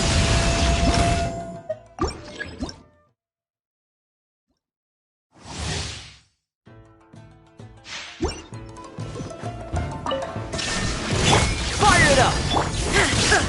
Drop your weapons! Strike!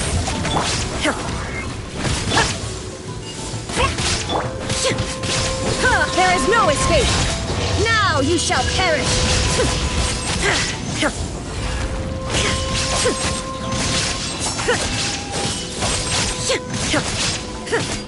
Quiver! Check this out! You asked for it! I got you covered! Glory to the Shogun! Inazuma shines eternally! Erase all threats! Illusion shattered!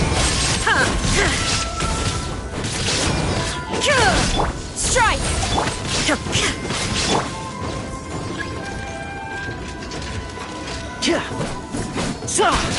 Fire it up!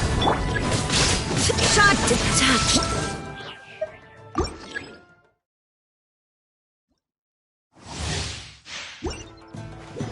There is no escape! Check this out! Flash! Stop right there! Illusion shattered!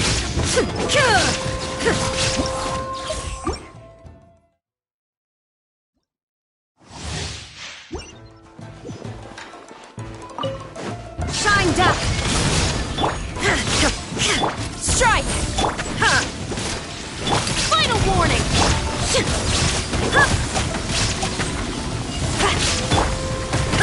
There is no escape! Now you shall perish!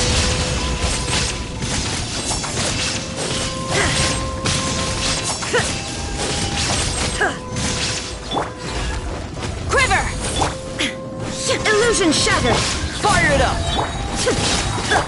Hands where I can... Supporting fire! Storm the front! Inazuma shines eternal!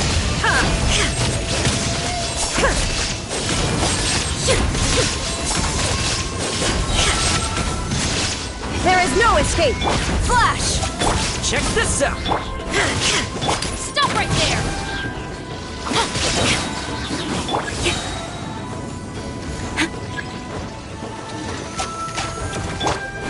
Shine down! Here's backup! Justice will prevail! Glory to the Shogun! Quiver! There is no escape! Now you shall perish!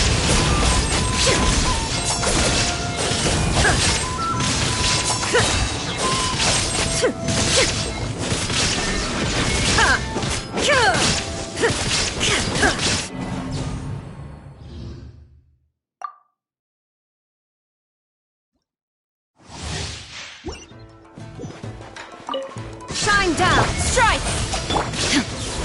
Fire it up! Drop your weapons! Quiver!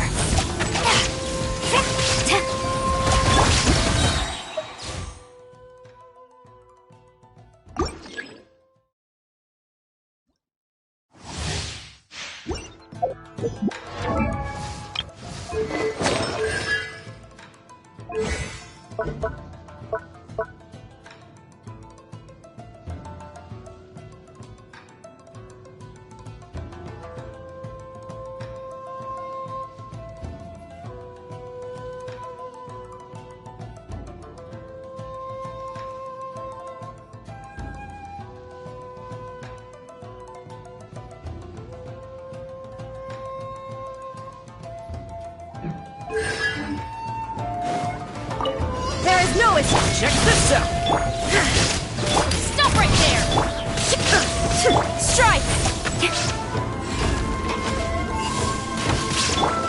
Shine down!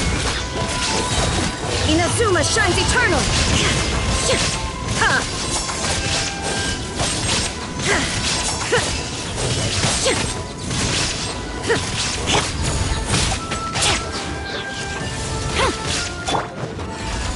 Don't get too close! I got you covered! Hands where I can storm the front!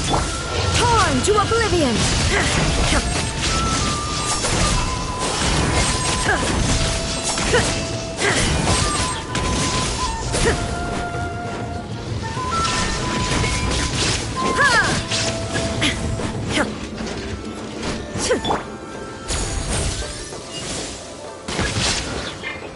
Check this out! Final warning! Justice will prevail! Supporting fire!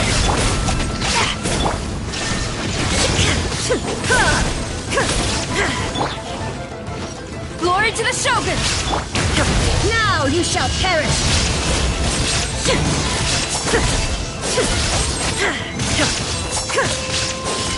Illusion shattered! Don't get too close! Hands where I can see!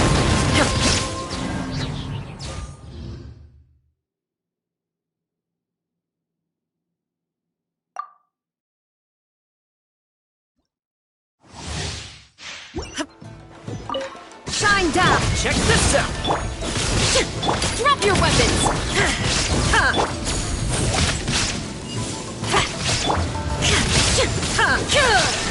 Inazuma shines eternal!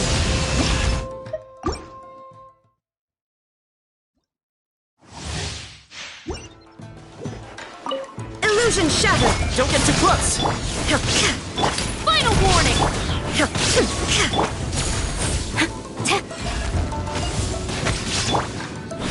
Shine down! Torn to oblivion!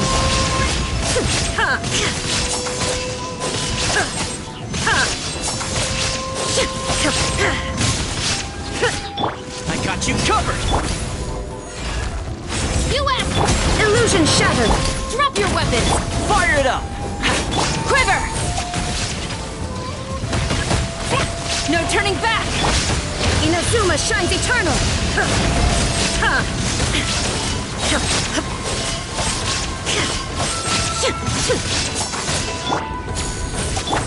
Here's backup! Don't get too close! Hands where I can see them! Stop right...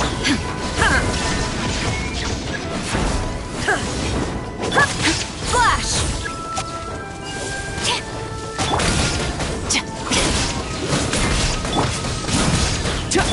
Storm the front! Torn to oblivion!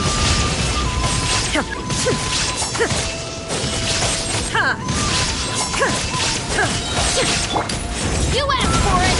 Shine down! I got you covered! Quiver!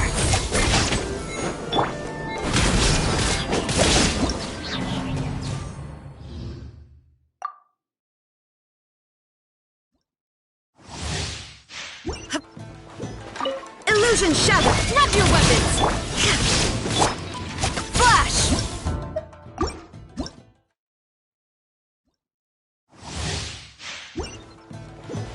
Shine down! Check this out! Strike!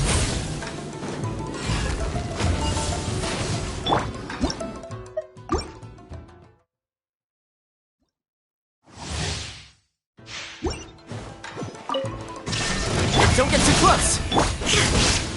Final warning!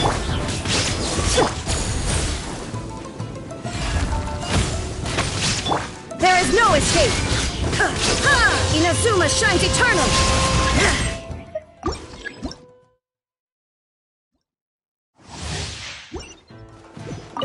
Shine down! Drop your weapons!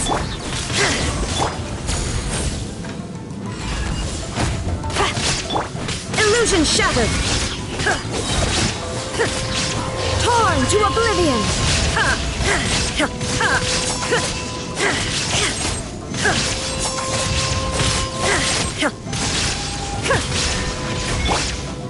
Flash! Gaining the... Here's backup! Justice will prevail! Fight glory to the Shogun! Inazuma shines eternal!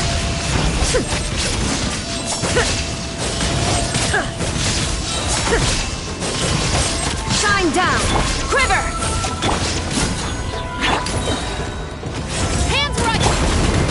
Supporting fire!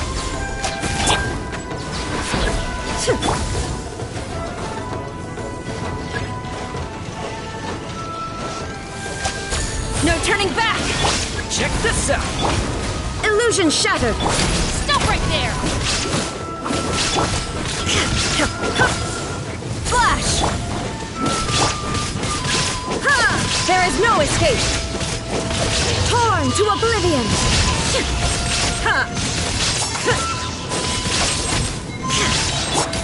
Justice will glory to the Shogun! Don't get too close!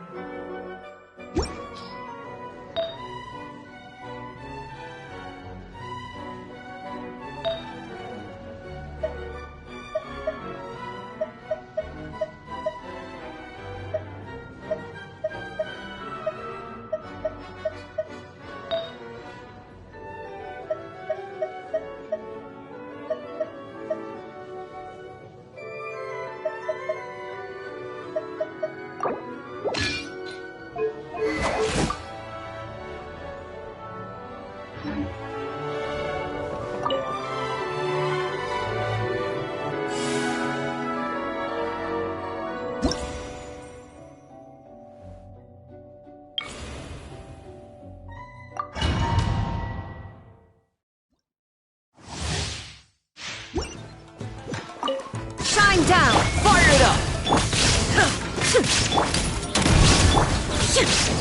Strike! Inazuma shines eternal!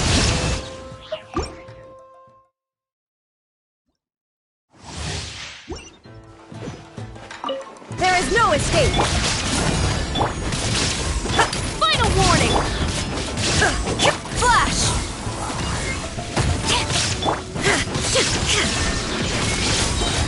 Torn to oblivion!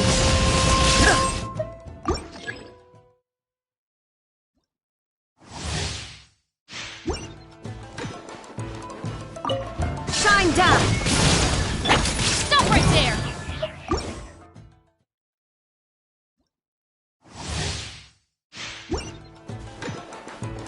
There is no escape! Final warning! Strike!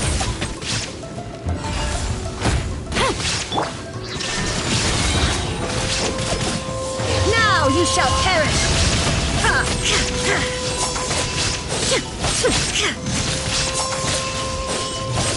Illusion shattered!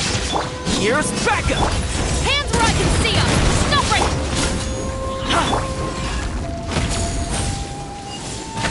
Storm the front! Inazuma shines eternal!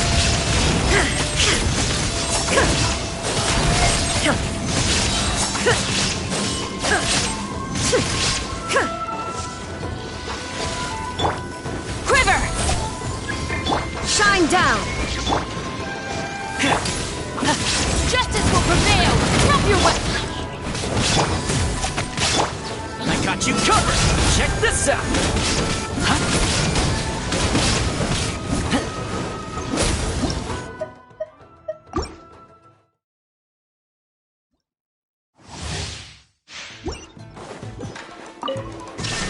Don't get too close!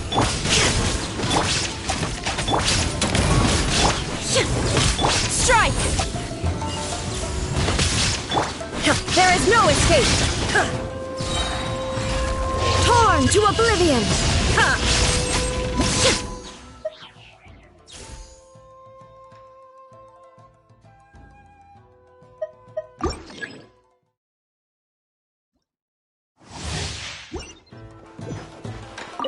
Illusion shot! Check this out! Stop right there!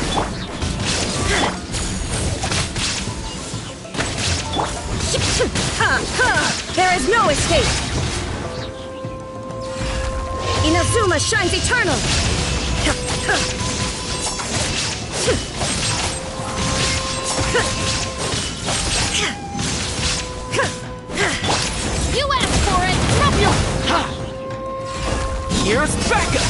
get too close! Flash! No turning back! Torn to oblivion!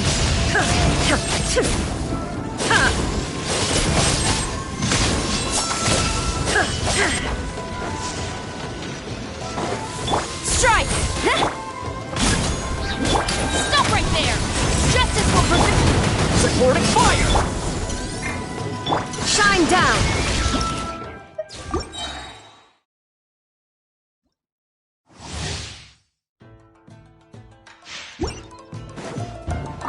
There is no escape! Check this out! Drop your weapons!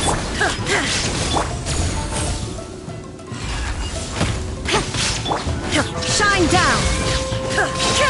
Inazuma shines eternal!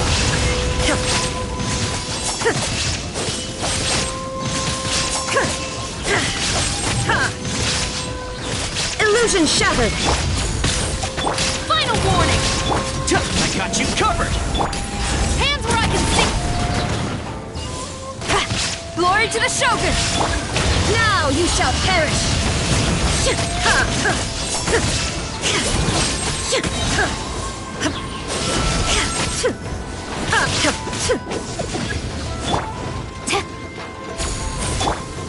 Fire it up! Drop your weapons! Here's backup! Justice will no turning back! Quiver!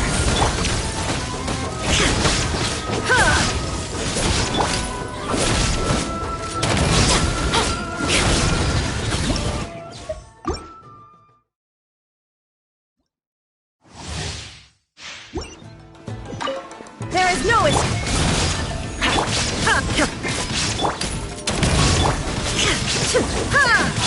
Flash!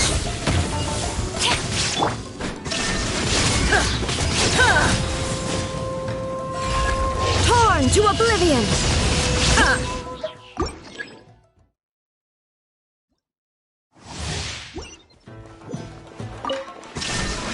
Don't get too close! Stop right there! Strike! Illusion shattered! Inazuma shines eternal!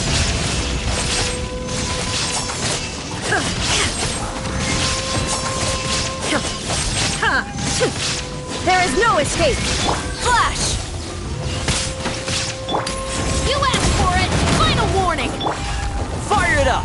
Supporting Glory to the Shogun! Torn to oblivion!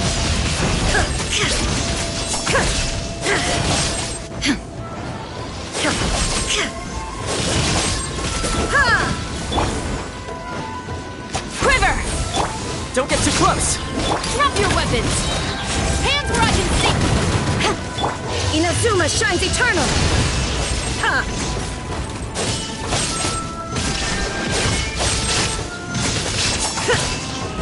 Here's backup!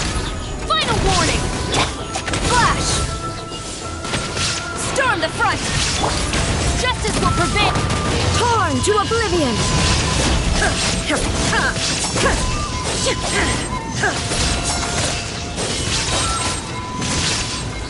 Shine down! Drop your weapons! Quiver!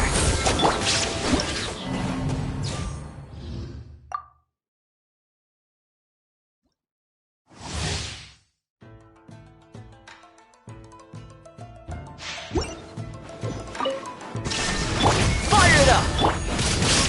Stop right there! Strike! Illusion shattered! Now you shall perish!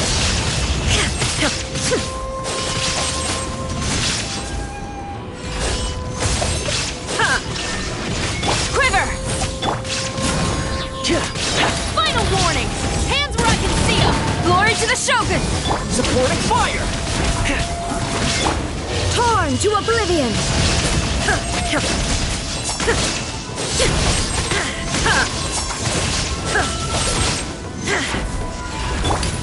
You asked for it! Check this out! Strike!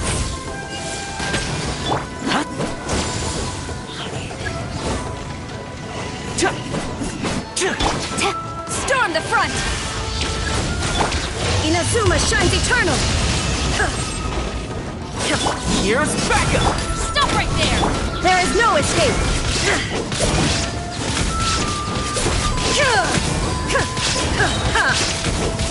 Quiver! Now you shall perish!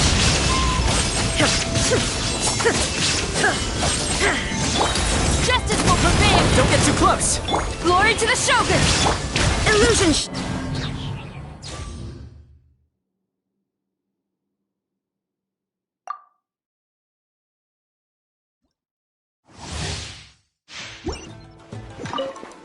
Shine down! Fire it up! Final warning!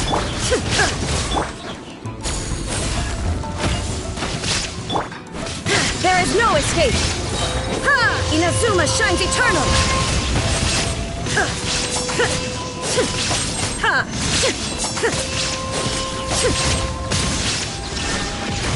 Flash! Don't get too close! I got you covered! You asked for it! Storm the front! Now you shall perish!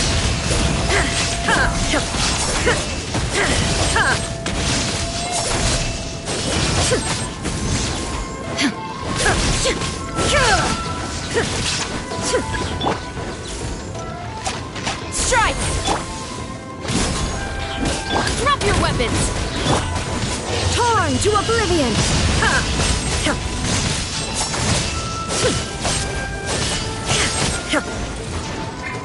Glory to the Shogun! Hands where I can... Supporting fire! Illusion shattered!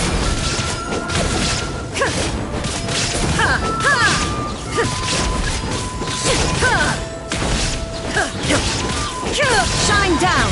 Now you shall perish!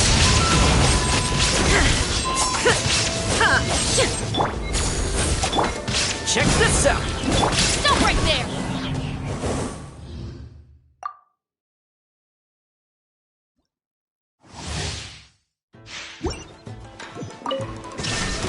Fire it up! Quiver! Final warning!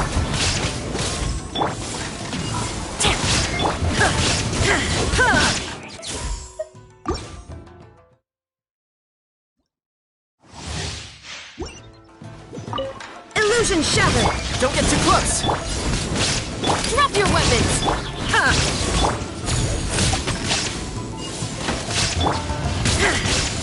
Shine down!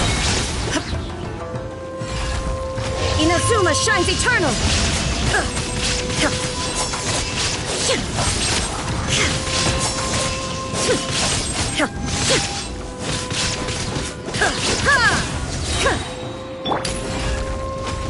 You asked for it!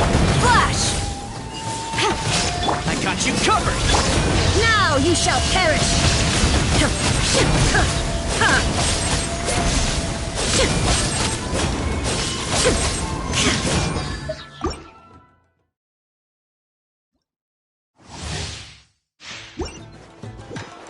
There is no escape! Check this out! Final warning!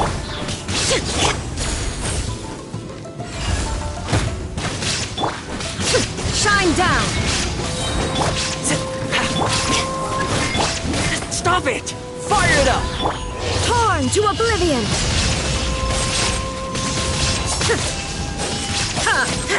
There is no escape! Quiver! Justice will... Supporting fire! Storm the front! Shine down! Inazuma shines eternal!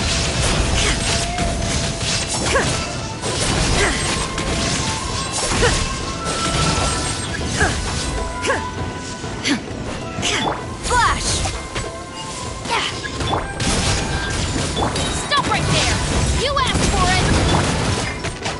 I got you covered! No turning back! Illusion shattered!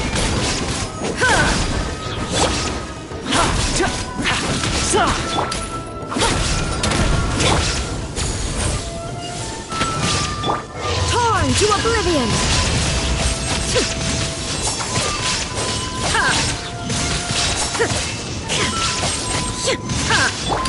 Justice front! There is no escape!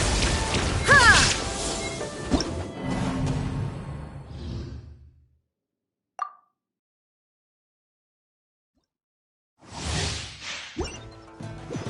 Shine down! Don't get too close! Drop your weapons! Quiver!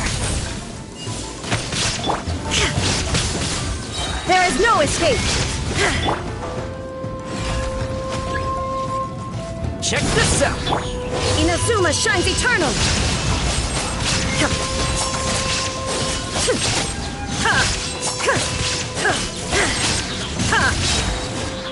Illusion shattered! Hands right!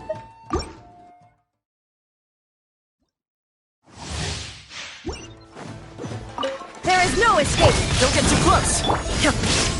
Stop right there!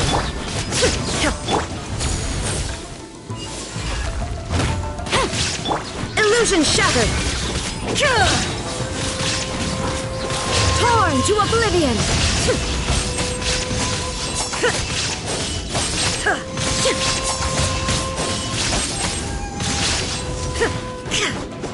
Shine down! You asked for it! Final warning! Supporting fire! Check this out! Glory to the Shogun! Now you shall perish!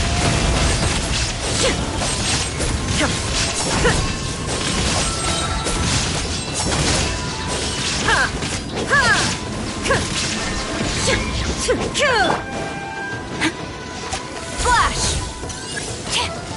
Fire it up! I got you covered! Justice will prevent you! Storm the front! Quiver!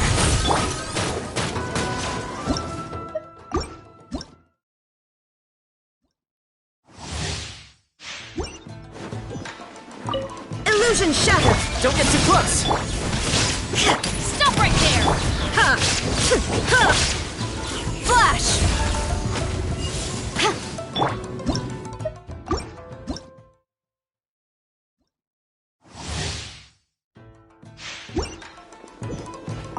There is no escape! Fire it up!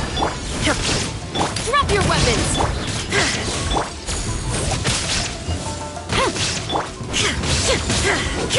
Illusion shattered! Inazuma shines eternal!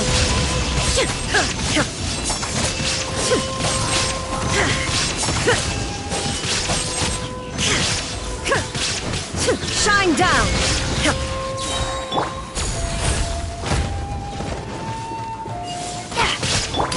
You asked! Supporting fire! Glory to the Shogun! Now you shall perish!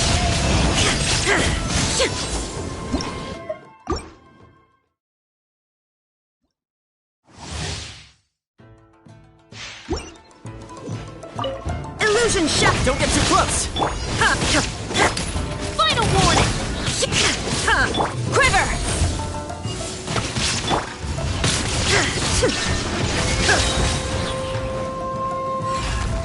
Torn to oblivion!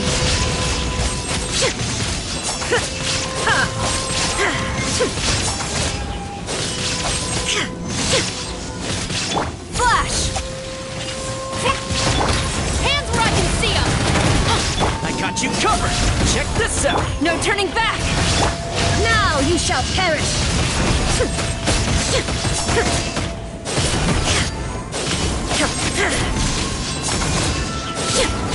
There is no escape! Quiver! Fire it up!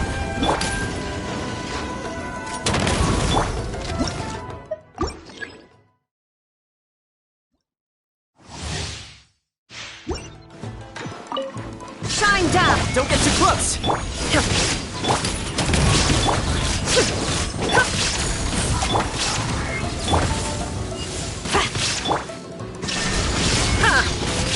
Torn to oblivion!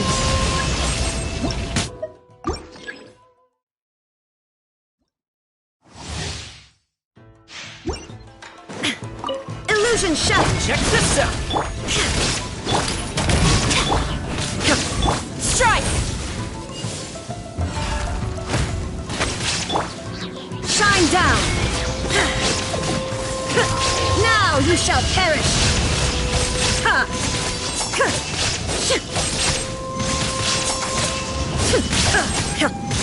Illusion shattered!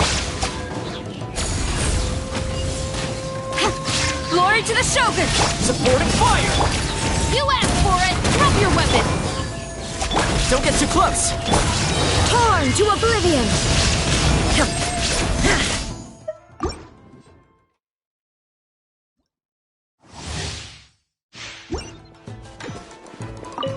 Shine down! Final warning! Quiver! Illusion shattered! Now you shall perish!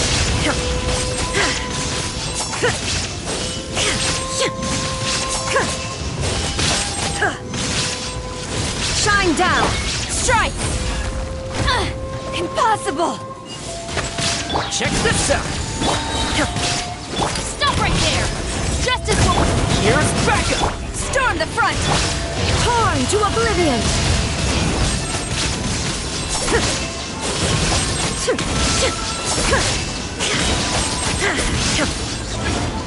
Illusion shattered! Flash! Don't get too close! Final warning! Hands rising! I got you covered! Shine down!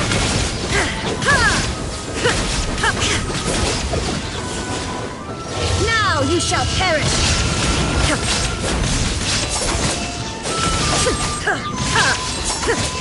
No turning back! You asked for... Check this out! Illusion shattered!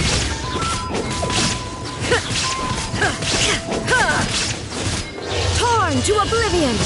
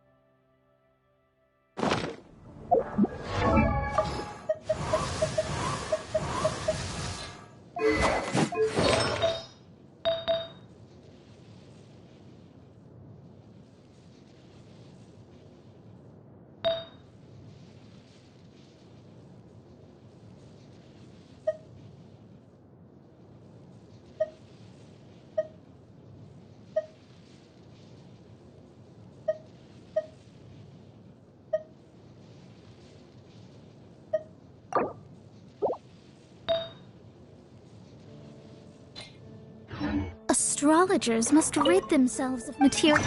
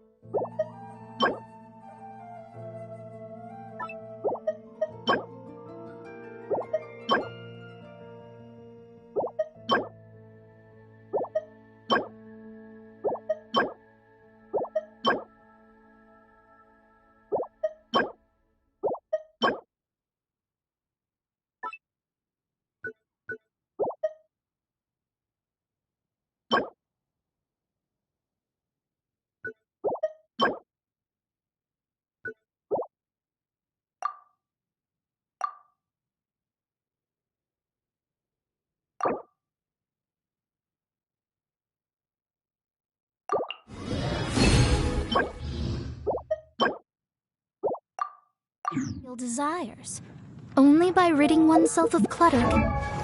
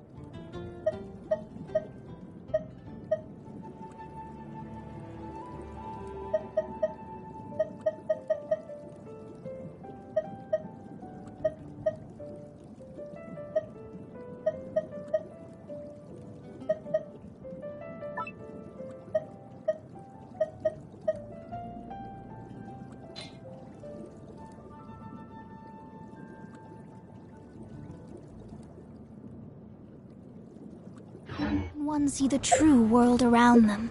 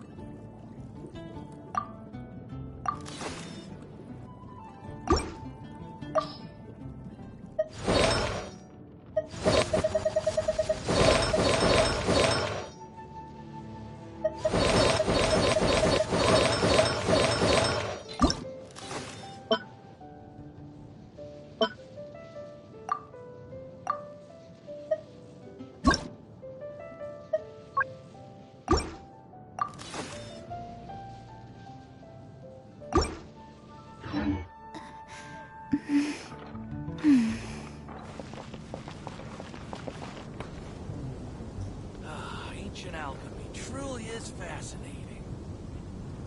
The neighboring nation of Liyue has the most prosperous